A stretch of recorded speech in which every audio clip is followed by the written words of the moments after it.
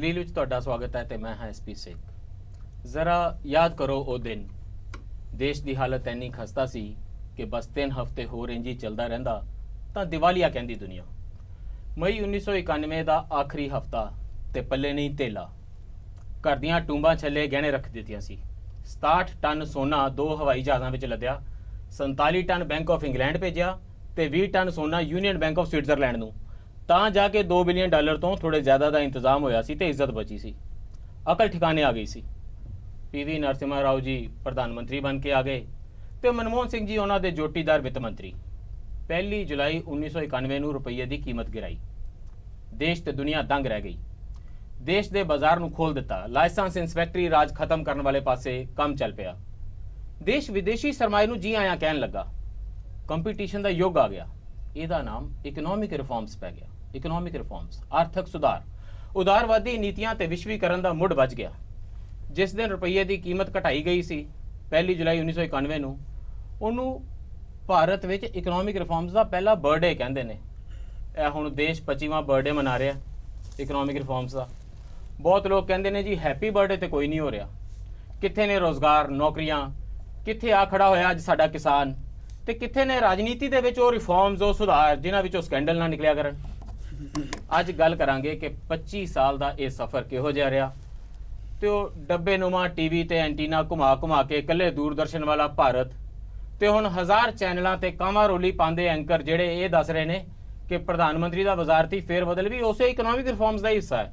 इस सारे सफ़र ते झात मारांगे। साडे नाल इस झात लई मौजूद ने बहुत ही उगे अर्थशास्त्री doctor Sucha Singh Gill ji, centre for research in rural and industrial development के नाल जुड़े हुए हैं। साडे नाल जुड़ रहे हैं professor doctor Ashutosh Kumar ji, political science नाल संबंध रखते हैं। कित्थे आके राजनीति ते इकनॉमिक्स दे सुमेल दे विच देश तरक्की करता है ते तरक्की दीयां परिभाषावां बदल जांदियां ने, इन्हां नूं नेड़ेओ देखते हैं। साडे नाल जुड़ रहे हैं डॉक्टर समिता शर्मा जी, पंजाबी यूनिवर्सिटी के इकनॉमिक्स डिपार्टमेंट नाल संबंध रखते हैं। तो साडे नाल जुड़ रहे हैं दलीप शर्मा जी, जिहड़े SOCHM के डायरैक्टर ने, एसोसीएटेड chamber of commerce and industry के, इत्थे बिजनेस इंडस्ट्री ट्रेड नूं रिप्रजेंट कर रहे हैं साडे डिबेट दे विच। पर डॉक्टर सुच्चा सिंह गिल जी, ये इकनॉमिक रिफॉर्म्स तो पहला वाला मंजर जे तुसीं याद करो, ਜਦੋਂ लोग PP नंबर एक दूजे ਨੂੰ ਦਿੰਦੇ ਸੀ, ਘਰਾਂ ਵਿੱਚ ਟੈਲੀਫੋਨ नहीं ਸੀ ਹੁੰਦੇ, ਕਈ ਸਾਲ ਪਹਿਲਾਂ ਫੋਨ ਬੁੱਕ ਕਰਾਉਂਦੇ ਸੀ। ਬਜਾਜ ਚੇਤਕ ਸਕੂਟਰ ਮੈਂ ਕਈ ਸਾਲ ਪਹਿਲਾਂ ਬੁੱਕ ਕਰਵਾਉਂਦਾ ਦੇਖਿਆ ਆਪਣੇ ਫਾਦਰ ਸਾਹਿਬ ਨੂੰ। ਤੇ LPG ਸਿਲੰਡਰ ਦੀ ਤਾਂ ਗੱਲ ਛੱਡੋ, ਗਲੀ ਦੇ ਵਿੱਚ ਅੰਗੀਠੀ ਲਗਾ ਕੇ ਲੋਕ ਪਖਾਉਂਦੇ ਸਨ। ਤੇ ਜਿਹੜੀਆਂ ਰੋਡਵੇਜ਼ ਦੀਆਂ ਬੱਸਾਂ ਨੇ, ਉਹ ਦਿੱਲੀ ਦੇ ਲੋਕ ਰੈੱਡ ਲਾਈਨ ਤੋਂ ਤਰੱਕੀ ਕਰਕੇ ਬਸ ਬਲੂ ਲਾਈਨ ਤੱਕ ਪਹੁੰਚਦੇ ਸਨ। ਤੇ ਅੱਜ ਦਾ ਭਾਰਤ ਵੇਖੋ, ਜਿੱਥੇ ਮੀਟਰੋ ਦੌੜਦੀ ਹੈ, ਅਸੀਂ ਨਵੇਂ ਸੁਪਨੇ ਲੈਂਦੇ ਹਾਂ, ਯੂਨਾਈਟਿਡ ਨੇਸ਼ਨ ਸਿਕਿਉਰਿਟੀ ਕੌਂਸਲ ਦਾ ਮੈਂਬਰ ਬਣਨ ਤਰਸਦੇ ਹਾਂ। ਇਹ ਜਿਹੜਾ 25 ਸਾਲ ਦਾ ਸਫ਼ਰ ਹੈ, ਜਿਹਦੇ 'ਚ ਖੁਸ਼ਨੁਮਾ ਭਾਰਤ ਦੀ ਤਸਵੀਰ ਦਿਖਾਈ ਦਿੰਦੀ ਹੈ, ਕਿਹੋ ਜਿਹਾ ਰਿਹਾ? ਦੇਖੋ, ਇਹ ਜਿਹੜੇ 91 ਦੇ ਵਿੱਚ ਆਰਥਿਕ ਨੀਤੀਆਂ 'ਚ ਤਬਦੀਲੀ ਕੀਤੀ ਗਈ, ਜਿਹਨੂੰ ਰਿਫਾਰਮਸ ਕਹਿੰਦੇ ਆ ਅਸੀਂ, ਜੀ ਸੁਧਾਰ ਕਹਿੰਦੇ ਆ। ਇਹਦੇ 'ਚ ਸੁਧਾਰਾਂ ਦੀ ਡੈਫੀਨੇਸ਼ਨ ਬਦਲੀ ਗਈ। ਜਦੋਂ 1950-51 'ਚ ਅਸੀਂ ਸੁਧਾਰ ਲਿਆਂਦੇ ਤੇ ਉਦੋਂ ਪ੍ਰੋ ਪੂਅਰ ਸੁਧਾਰ ਲਿਆਂਦੇ ਗਏ। लैंड टू द टिलर, लोगों वास्ते जेड़ा वाही करे ओदी ज़मीन होएगी, और जेड़े ज़्यादा रोज़गार आम बंदियां वास्ते पैदा किए जाएंगे।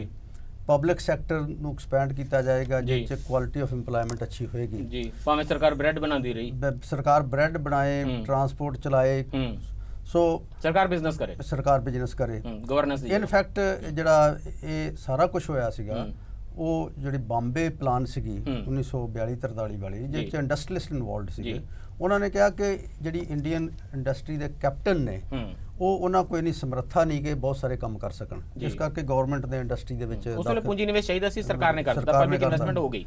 लेकिन 91 दे विच आण के जिहड़ी असीं डेफिनेशन आर्थिक सुधारां दी बदली, वो है कि आर्थिक सुधार गरीबां वास्ते नहीं, अमीरां वास्ते। और ਉਹਦੇ 'ਚ ਅਸੀਂ ਬਹੁਤ ਸਾਰੀਆਂ ਤਬਦੀਲੀਆਂ ਐਸੀਆਂ ਕੀਤੀਆਂ ਕਿ ਲਾਇਸੈਂਸ ਰਾਜ ਨੂੰ ਖਤਮ ਕਰਨ ਦੇ ਨਾਂ 'ਤੇ ਗੱਲ ਕਰਦੇ ਹਾਂ ਕਿ ਕੋਈ ਲਿਮਿਟ ਨਹੀਂ ਰਹਿਣ ਦਿੱਤੀ, ਇੰਡਸਟਰੀਅਲ ਹਾਊਸ ਦੀ ਡੈਫੀਨੇਸ਼ਨ ਦੀ ਲਿਮਿਟ ਖਤਮ ਕੀਤੀ। ਫਿਰ ਇਹਦੇ 'ਚ ਬਾਹਰੋਂ ਆਉਣ ਤੇ ਕੈਪੀਟਲ ਤੇ ਜਿਹੜੀਆਂ ਸ਼ਰਤਾਂ ਸੀ ਹਟਾਤੀਆਂ। ਪਿਛਲੇ 25 ਸਾਲਾਂ ਵਿੱਚ ਜੋ ਹੋਇਆ ਇਹ ਅਮੀਰਾਂ ਲਈ ਹੋਇਆ। ਉਹ ਮੈਂ ਤੁਹਾਨੂੰ ਇਸ ਪਾਸੇ ਗਲੀ ਬੱਚੇ ਦੇ ਹੱਥ ਵਿੱਚ ਮੋਬਾਈਲ ਫੋਨ ਹੈ। ਬਿਲਕੁਲ, ਇਹ ਮੈਂ ਜਿਹੜੀ ਗੱਲ ਕਰ ਰਿਹਾ ਤੁਹਾਡੇ ਨਾਲ, ਨੱਚਦਾ ਟੱਪਦਾ ਭਾਰਤ ਹੈ, ਇਹ ਗਰੀਬਾਂ ਲਈ ਹੋ ਰਿਹਾ, ਇਹ ਗਰੀਬ ਲਈ ਨਹੀਂ ਹੋ ਰਿਹਾ। ਇਹਦੇ ਵਿੱਚ ਜਿਹੜੀ ਕੁਆਂਟੀਟੇਟਿਵਲੀ GDP ਦਾ ਜਿਹੜਾ ਵਿਕਾਸ ਹੈ, ਉਹ ਜਿਹੜਾ ਕਿ 80ਵੀਂ ਵਿੱਚ 5.5% ਤੇ ਆ ਗਿਆ ਸੀਗਾ ਜੀ ਉਹਨੂੰ ਸਸਟੇਨ ਵੀ ਕੀਤਾ ਤੇ ਉਦੋਂ ਵਾਧਾ ਵੀ ਹੋਇਆ ਬਿਲਕੁਲ ਤੇ ਜਿਹੜੀ ਇੰਡੀਅਨ ਇਕਨੋਮੀ ਆ ਉਹਦਾ ਸਾਈਜ਼ 6 ਗੁਣਾ ਤੋਂ ਵੱਡਾ ਹੋ ਗਿਆ ਬਿਲਕੁਲ ਤੇ ਹੁਣ ਸਾਡੀ ਜਿਹੜੀ ਇਕਨੋਮੀ ਆ 0.5 ਬਿਲੀਅਨ ਟ੍ਰਿਲੀਅਨ ਡਾਲਰ ਦੀ ਇਕਨੋਮੀ ਸੀ 91 ਚ ਹੁਣ 2 ਬਿਲੀਅਨ ਟ੍ਰਿਲੀਅਨ ਡਾਲਰ ਤੋਂ ਵੱਡੀ ਇਕਨੋਮੀ ਹੋ ਗਈ ਆ 6.5 ਗੁਣਾ ਵਾਧਾ ਹੋਇਆ ਜੀ ਇਸ ਵਾਧੇ ਦੇ ਵਿੱਚ ਜਿਹੜਾ ਬੈਨੀਫਿਟ ਕਿਹਨੂੰ ਹੋਇਆ ਇਹ ਦੇਖਣ ਵਾਲੀ ਗੱਲ ਹੈ ਇਹਦੇ ਚ ਜਿਹੜਾ ਕਾਰਪੋਰੇਟ ਸੈਕਟਰ ਦਾ ਪ੍ਰਾਈਵੇਟ ਸੈਕਟਰ ਦਾ ਸ਼ੇਅਰ ਸੀਗਾ ਉਹ 13.5% ਸੀ 90-91 ਦੇ ਵਿੱਚ ਤੇ ਇਹ ਵੱਧ ਕੇ ਹੁਣ 2015-16 ਚ 35% ਹੋ ਗਿਆ ਸੋ ਇਹ ਜਿਹੜੀ ਸ਼ਿਫਟ ਹੋਈ ਆ ਜਿਹੜੇ ਐਗਰੀਕਲਚਰ ਦਾ ਸ਼ੇਅਰ ਸੀ ਉਹ 30% ਕਾਰਪੋਰੇਟ ਸੈਕਟਰ ਦਾ ਸ਼ੇਅਰ ਵੱਧਦਾ ਤਾਂ ਪਰਕੋਲੇਸ਼ਨ ਵੀ ਹੁੰਦੀ ਹੈ ਉਹ ਫਾਇਦੇ ਥੱਲੇ ਤੱਕ ਵੀ ਆਉਂਦੇ ਨੇ ਮੈਂ ਇਹ ਦੱਸ ਰਿਹਾ ਕਿ ਫਾਇਦੇ ਉਹ ਦਿਖਾਈ ਵੀ ਦੇ ਰਹੇ ਨੇ ਦੱਸ ਰਿਹਾ ਨਾ ਤੁਹਾਨੂੰ ਕਿ ਐਗਰੀਕਲਚਰ ਦਾ ਜਿਹੜਾ ਸ਼ੇਅਰ ਹੈ ਉਹ 30% ਤੋਂ ਘਟ ਕੇ 19% ਰਹਿ ਗਿਆ ਜਿਹੜਾ ਅਨਆਰਗੇਨਾਈਜ਼ਡ ਸੈਕਟਰ ਦੇ ਵਰਕਫੋਰਸ ਕੰਮ ਕਰਦੀ ਆ ਉਹਦਾ ਜੀਡੀਪੀ ਦੇ ਸ਼ੇਅਰ 55% ਤੋਂ ਘਟ ਕੇ 45% ਰਹਿ ਗਿਆ ਸੋ ਇਸ ਪੀਰੀਅਡ ਦੇ ਵਿੱਚ ਜਿਹੜੀ ਇਨਕਮ ਡਿਸਟ੍ਰੀਬਿਊਸ਼ਨ ਦੀ ਰੀਸ਼ਫਲਿੰਗ ਹੈ ਉਹ ਗਰੀਬਾਂ ਤੋਂ ਹਟ ਕੇ ਆਮ ਬੰਦੇ ਤੋਂ ਹਟ ਕੇ ਕਾਰਪੋਰੇਟ ਸੈਕਟਰ ਵੱਲ ਡਾਕਟਰ ਅਸ਼ਤੋਸ਼ ਤੁਹਾਨੂੰ ਲੱਗਦਾ ਕਿ ਮਿਕਸਡ ਜਿਹਾ ਸਫਰ ਰਿਹਾ ਹੈਗਾ ਇਹਨਾਂ ਦਾ ਕਹਿਣਾ ਹੈ ਕਿ ਜਿਹੜੀ ਵੈਲਥ ਦੀ ਡਿਸਟ੍ਰੀਬਿਊਸ਼ਨ ਹੈ ਉਹ ਅਨਈਕੁਅਲ ਹੋਈ ਹੈ ਥੋੜਾ ਇਹ ਤਾਂ ਹੈ ਕਿ ਗਰੀਬ ਉੱਪਰ ਉੱਠਿਆ ਪਰ ਗਰੀਬ ਤੇ ਅਮੀਰ ਦੇ ਵਿਚਕਾਰਲਾ ਪਾੜਾ ਵੱਧ ਗਿਆ ਵਿਚ ਮੀਨਸ ਜੇ ਕਿਉਂਕਿ ਉਸ ਵੇਲੇ ਥੋੜੀ ਦੁਨੀਆ ਸਿੰਪਲ ਸੀ ਸਾਈਕਲ ਵਾਲਾ ਲੋਅਰ ਮਿਡਲ ਕਲਾਸ ਹੁੰਦਾ ਸੀ ਸਕੂਟਰ ਵਾਲਾ ਮਿਡਲ ਕਲਾਸ ਹੁੰਦਾ ਸੀ ਤੇ ਕਾਰ ਵਾਲੇ ਨੂੰ ਅਮੀਰ ਕਹਿੰਦੇ ਸੀ ਹੁਣ ਸਕੂਟਰ ਕਾਰ ਸਭਨਾਂ ਕੋਲ ਆ ਗਈ ਹੈ ਇਹ ਵੱਖਰੀ ਗੱਲ ਹੈ ਕਿ ਅੰਬਾਨੀ ਸਾਹਿਬ ਦਾ ਐਂਟੀਲਾ ਬਹੁਤ ਵੱਡਾ ਬਣ ਗਿਆ ਤੇ ਦੇਸ਼ ਦੇ ਵਿੱਚ ਹਰ ਕੋਈ ਜਿਹੜਾ ਟਾਟਾ ਦਾ ਚਾਰੇ ਪਾਸੇ ਗਲਬਾ ਹੋ ਜਾਂਦਾ ਤੇ ਅਸੀਂ ਕਾਰਪੋਰੇਟਸ ਨੂੰ ਅਸੀਂ ਬਲੇਮ ਕਰਨਾ ਸ਼ੁਰੂ ਕਰ ਦਿੰਦੇ ਹਾਂ ਬਟ ਦਾ ਫੈਕਟ ਰਿਮੇਨਸ ਕਿ ਆਮ ਲੋਕਾਂ ਦੀ ਜ਼ਿੰਦਗੀ ਜਿੱਥੋਂ ਤੱਕ ਉਹ ਸੁਪਨਾ ਵੀ ਨਹੀਂ ਲੈ ਸਕਦੇ ਸਨ ਉਸ ਤੋਂ ਬਹੁਤ ਅੱਗੇ ਤੱਕ ਬਦਲ ਗਈ ਹੈ ਤੇ ਇਹ ਆਮ ਲੋਕਾਂ ਨੂੰ ਸਮਝ ਆਉਂਦਾ ਹੈ ਇਸ ਕਰਕੇ ਜਿਸ ਵੇਲੇ ਅਰਥ ਵਿਗਿਆਨੀ ਇਹ ਕਹਿੰਦੇ ਨੇ ਕਿ ਪਿਛਲੇ 25 ਸਾਲ ਦਾ ਸਫ਼ਰ ਜਿਹੜਾ ਹੈ ਉਹ ਕੇਵਲ ਨਿਰਾਸ਼ਾ ਭਰਪੂਰ ਹੈ ਤੇ ਕਿਸਾਨ ਰੁਲ ਗਿਆ ਤੇ ਗਰੀਬ ਹੋਰ ਗਰੀਬ ਹੋ ਗਿਆ ਤੇ ਅਮੀਰ ਹੋਰ ਅਮੀਰ ਹੋ ਗਿਆ that does not represent the complete truth ਉਹ ਸੜਕ ਦੇ ਉੱਤੇ ਉਹ ਸੱਚ ਦਿਖਾਈ ਨਹੀਂ ਦਿੰਦਾ how do you see the 25 years देखो मुझे तो लगता है मैं इकोनॉमिक्स का बंदा नहीं हूँ पर अगर जो ये जो अर्थव्यवस्था जो है हमारी है हाँ तो आप देखो तो अगर शुरू वाला जो नेहरूवियन पीरियड है या इंदिरा गांधी का पीरियड है तो उसमें हम कहते हैं हिंदू ग्रोथ रेट 3.5% 4% से ज्यादा ग्रोथ रेट नहीं रही तो पिछले 25 सालों में इंडिया का इंडिया का on an average growth rate more than 6% रहा है और बल्कि कुछ सालों में तो 10% से ज्यादा रहा है तो पॉवर्टी लेवल नीचे आई है पहली बात दूसरी बात जो ये एग्रीकल्चर की बात गिल साहब ने बिल्कुल सही कही एग्रीकल्चरल सेक्टर में मुझे लगता है कि जो ग्रोथ हुआ है ना हमारा वो मैन्युफैक्चरिंग सेक्टर में और एग्रीकल्चर सेक्टर में भी होना चाहिए था ज्यादा ग्रोथ हमारा सर्विस सेक्टर में हुआ है दोस्तों ਜਿਹੜਾ ਸਿਸਟਮ ਸੀ ਪਹਿਲਾਂ ਇੱਕ ਇਨਸਪੈਕਟਰੀ ਰਾਜ ਦਾ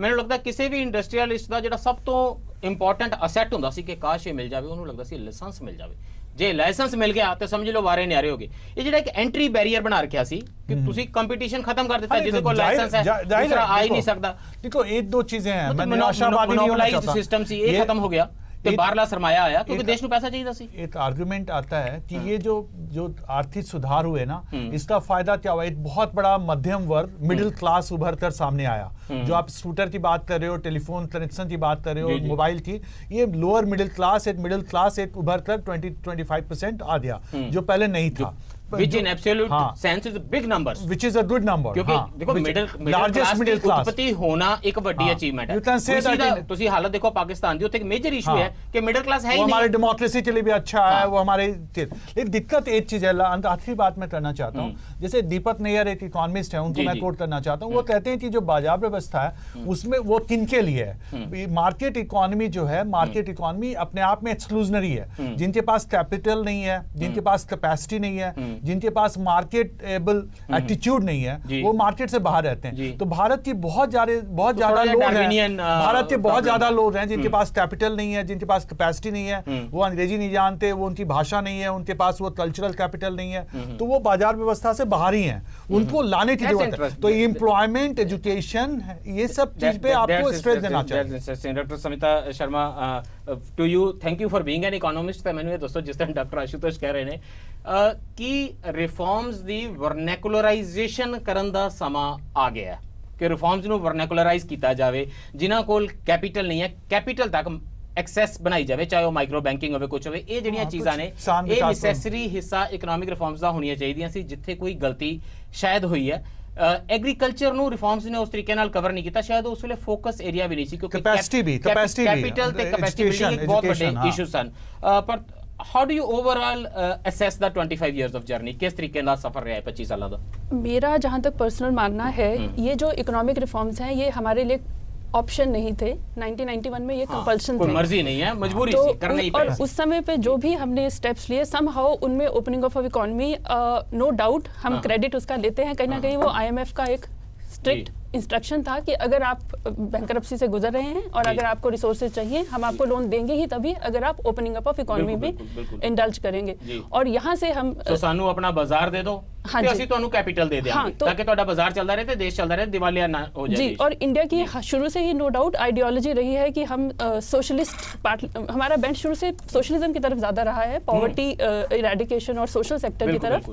पर 91 में अगेन हमारे पास वो ऑप्शन ही नहीं थी कि हम सोच सकते, हमें इकोनॉमी को खोलना पड़ा। ਵਿਚ ਆਫ ਦਾ ਟੂ ਦੋਨਾਂ ਵਿੱਚੋਂ ਕਿਹੜਾ ਬਿਹਤਰ ਤਰੀਕਾ ਨਿਕਲਿਆ? ਇੱਕ ਇਹ ਸੀਗਾ ਕਿ ਤੁਸੀਂ ਸੋਸ਼ਲ ਵੈਲਫੇਅਰ ਸਕੀਮਸ ਚਲਾ ਕੇ ਪਾਵਰਟੀ ਐਲੀਵੇਸ਼ਨ ਕਰ ਰਹੇ ਹੋ, ਗਰੀਬੀ ਹਟਾ ਰਹੇ ਹੋ, ਤੇ ਤੁਹਾਨੂੰ ਵੀ ਪਤਾ ਹੈ ਉਹ ਕੇਵਲ ਸਲੋਗਨ ਸੀ, ਕੇਵਲ ਨਾਅਰੇਬਾਜ਼ੀ ਸੀ, ਪੈਸਾ ਹੀ ਨਹੀਂ ਸੀ ਹੁੰਦਾ ਉਹਨਾਂ ਸਕੀਮਾਂ ਦੇ ਵਿੱਚ ਲਗਾਉਣ ਲਈ। ਉਸ ਵੇਲੇ ਤੁਸੀਂ ਮਨਰੇਗਾ ਦੇ ਸਕੇਲ ਦੀ ਸਕੀਮ ਸੋਚੀ ਵੀ ਨਹੀਂ ਜਾ ਸਕਦੀ ਸੀ। ਇਹ ਲਿਬਰਲਾਈਜੇਸ਼ਨ ਤੋਂ ਕਮਾਏ ਹੋਏ ਰੈਵਨਿਊਜ਼ ਨੇ ਜਿਹੜਾ ਇਹਨਾਂ ਸੋਸ਼ਲ ਸਕੀਮਾਂ ਨੂੰ फंड कर देने, नहीं तो कितने कोई सर्व शिक्षा अभियान चल जाता। फिर भी हम which of the two choose नहीं कर सकते। उस जमाने में भी मिडिल पास वर्ड यूज हुआ था जी, क्योंकि अगर हम ओपन अप कर रहे हैं, कैपिटलिज्म को सपोर्ट कर रहे हैं, हमें ये पता है कि उसका ट्रिकल डाउन नहीं होता सिस्टम में, गरीब गरीब ही रहेंगे और एक स्टेज के बाद मे बी 8-10 साल के बाद हमें गरीबों के लिए करना पड़ेगा। ਵੀ ਲਿਆ ਹੈ ਇਕਨੋਮਿਕ ਰਿਫਾਰਮਸ ਨੇ, ਵੀ ਡਿਡਨਟ ਗੋ ਆਲ ਦਾ ਵੇ, ਅਸੀਂ ਹੋਲ ਹੌਗ ਨਹੀਂ ਗਏ, ਅਸੀਂ ਪੈਂਦਿਆਂ ਸੱਟੇ ਹੀ 100% FDI ਵਾਲਾ ਕੰਮ ਨਹੀਂ ਸ਼ੁਰੂ ਕਰ ਦਿੱਤਾ ਜਿਵੇਂ ਹੁਣ ਇੰਡੋਨੇਸ਼ੀਆ ਕਰ ਰਿਹਾ ਹੈ। ਅਸੀਂ ਗ੍ਰੈਜੂਅਲ ਹੋਇਆ, ਗੱਲ ਹੈ ਕਿ ਅਸੀਂ ਜਿਹੜੇ ਗ੍ਰੇਡਡ ਇਕਨੋਮਿਕ ਰਿਫਾਰਮਸ ਤਬਦੀਲੀਆਂ ਕੀਤੀਆਂ ਨੇ ਜੀ, ਇਹ ਬੜੇ ਪਲਾਨਡ ਤਰੀਕੇ ਨਾਲ ਕੀਤੀਆਂ ਨੇ। ਬਿਲਕੁਲ 1980 ਤੋਂ ਸ਼ੁਰੂ ਹੋਇਆ ਪ੍ਰੋਗਰਾਮ। ਬਿਲਕੁਲ, ਦਰਅਸਲ ਇਹ ਮੇਜਰ ਜਿਹੜੀ ਚੇਂਜ ਹੈ, ਇਸ ਬਰਥਡੇ ਤੋਂ ਪਹਿਲਾਂ ਬੜੇ ਗੈਸਟੇਸ਼ਨ ਪੀਰੀਅਡ ਲੰਬਾ ਰਿਹਾ, ਪੂਰਾ ਡਿਕੇਡ ਹੈ, ਉਹ ਚ ਬਹੁਤ ਸਾਰੇ ਕੰਟਰੀਬਿਊਸ਼ਨ ਇੰਟੈਲੈਕਚੁਅਲ ਇਕਨੋਮਿਸਟਾਂ ਦੀ ਜਿਨ੍ਹਾਂ ਨੇ ਇਸ ਮੁੱਦੇ ਤੇ ਲਿਖਿਆ ਹੈ ਜੀ। ਲਿਮਿਟਡ ਜੇ ਰਿਫਾਰਮਸ VP ਸਿੰਘ ਦੇ ਟਾਈਮ ਤੇ ਜਦੋਂ ਫਾਈਨਾਂਸ ਮਿਨਿਸਟਰੀ ਜਦੋਂ ਸ਼ੁਰੂ ਵੀ ਹੋਏ, ਲੇਕਿਨ ਮੈਂ ਜਿਹੜੀ ਮੇਜਰ ਗੱਲ ਕਰਨੀ ਚਾਹੁੰਦਾ ਕਿ ਇਹ ਜਿਹੜਾ 91 ਚ ਹੋਇਆ, ਇਹਦੇ ਜਿਹੜੇ ਅਰਲੀ ਰਿਜ਼ਲਟ ਸਾਨੂੰ ਨਜ਼ਰ ਆਉਣ ਲੱਗੇ 2004-5 ਦੇ ਵਿੱਚ, ਇੰਪਲਾਇਮੈਂਟ ਦੇ ਐਂਗਲ ਤੋਂ, ਦੂਜੇ ਐਂਗਲ ਤੋਂ, ਪਾਵਰਟੀ ਦੇ ਐਂਗਲ ਤੋਂ। ਇਸੇ ਕਰਕੇ ਜਿਹੜੀ UPA ਬਣੀ 2004 ਦੇ ਵਿੱਚ, ਉਹ ਚ ਦੇਖੋ ਕਿ ਮੇਜਰ ਉਹਨਾਂ ਨੇ ਸੋਸ਼ਲ ਏਜੰਡਾ ਲਿਆਂਦਾ ਕਿ right to education, so political forces factor in ਕਰਦੀਆਂ ਰਹੀਆਂ, ਵੱਖ-ਵੱਖ ਚੀਜ਼ਾਂ ਨੂੰ ਟੈਂਪਰ ਕਰਦੀਆਂ ਰਹੀਆਂ। ਇਨ ਫੈਕਟ ਇਹ ਇੱਕ ਮੈਥਡ ਹੈ ਜਿਹਦੇ ਨਾਲ ਜਿਹੜੀ ਕੋਰਸ ਕਰੈਕਸ਼ਨ ਦੀ ਕੋਸ਼ਿਸ਼ ਕੀਤੀ ਗਈ, ਲੇਕਿਨ ਉਹ ਕੋਰਸ ਕਰੈਕਸ਼ਨ ਜਿਹੜਾ ਹੈਗਾ ਉਹ ਬਹੁਤ ਡਿਫਿਕਲਟ ਹੈ, ਬਿਕਾਜ਼ ਜਿਹੜੇ ਕੋਰਿਲੇਸ਼ਨ ਆਫ ਫੋਰਸਸ ਹੈ, ਉਹ ਜਿਹੜੀ ਪਾਲਿਸੀ ਮੇਕਿੰਗ ਹੈ ਉਹ ਪਪੂਲਰ ਪ੍ਰੈਸ਼ਰ ਤੋਂ ਬਦਲ ਕੇ ਉਹ ਕਾਰਪੋਰੇਟ ਸੈਕਟਰ ਦੇ ਇਨਫਲੂਐਂਸ ਚਲੇ ਗਈ। ਮੈਨੂੰ ਬ੍ਰੇਕ ਲਈ ਰੁਕਣਾ ਪੈ ਰਿਹਾ, ਬੜੀ ਇੰਪੋਰਟੈਂਟ ਕਨਵਰਸੇਸ਼ਨ ਹੈ ਜਿਹੜੀ ਤੁਸੀਂ ਸਟਾਰਟ ਕਰ ਰਹੇ ਹੋ ਕਿ ਇਹ ਜਿਸ ਵੇਲੇ ਰਿਫਾਰਮਸ ਹੋਈਆਂ ਉਸ ਵੇਲੇ ਪੋਲੀਟੀਕਲ ਪ੍ਰੈਸ਼ਰ ਕਿਸ ਤਰ੍ਹਾਂ ਦੇ ਸੀ, ਕਿਸ ਤਰੀਕੇ ਨਾਲ ਮੈਨੇਜ ਕਰ ਲਿਆ ਗਿਆ ਦੇਸ਼ ਦੇ ਸਾਰੇ ਬੁਨਿਆਦੀ ਆਰਥਿਕ ਵਿਵਸਥਾ ਦੀ ਪੂਰੀ ਦਿਸ਼ਾ ਹੀ ਬਦਲ ਦਿੱਤੀ ਜਾਵੇ, ਇਹਦੇ ਲਈ ਪੋਲੀਟੀਕਲ ਵਰਕ ਕਿੱਦਾਂ ਹੋ ਗਿਆ, ਰਾਜਨੀਤਿਕ ਤੌਰ ਤੇ ਦੇਸ਼ ਕਿਵੇਂ ਤਿਆਰ ਹੋ ਗਿਆ, ਤੇ ਅੱਜ ਅਸੀਂ ਕਿੱਥੇ ਆ ਕੇ ਖੜੇ ਹੋਏ ਹਾਂ। ਪਰ ਇਸ ਬ੍ਰੇਕ ਤੋਂ ਬਾਅਦ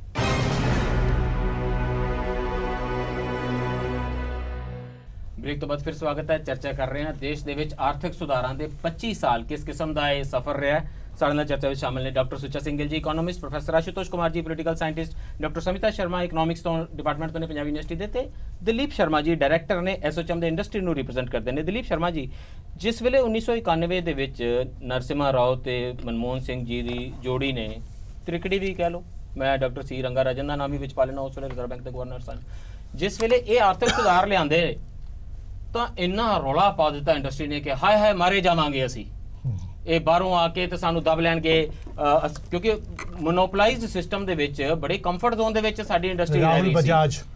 ਰਾਹੁਲ ਬਜਾਜ ਵਾਸ ਲੀਡਿੰਗ ਦੈਟ ਗਰੁੱਪ, ਔਰ ਬਹੁਤ ਸਾਰੇ ਇਕਨੋਮਿਸਟ ਚਿੱਠੀਆਂ ਲਿਖ ਰਹੇ ਸੀ ਕਿ ਜੀ ਬਰਬਾਦ ਹੋ ਜਾਏਗਾ। ਅੱਜ ਜਿਸ ਵੇਲੇ ਬਹੁਤ ਸਾਰੇ ਆਰਥਿਕ ਮਾਹਿਰ ਡਾਕਟਰ ਸੁੱਚਾ ਸਿੰਘ ਗਿੱਲ ਵਰਗੇ ਬਾਰ-ਬਾਰ ਕੌਸ਼ਨ ਕਰਦੇ ਨੇ ਕਿ ਇਹਨਾਂ ਆਰਥਿਕ ਸੁਧਾਰਾਂ ਦਾ ਹੋਇਆ, ਤੇ ਇਹ ਸਾਰੇ ਗੱਫੇ ਜਿਹੜੇ ਆ ਇਹ ਇੰਡਸਟਰੀ ਲੁੱਟ ਰਹੀ ਹੈ।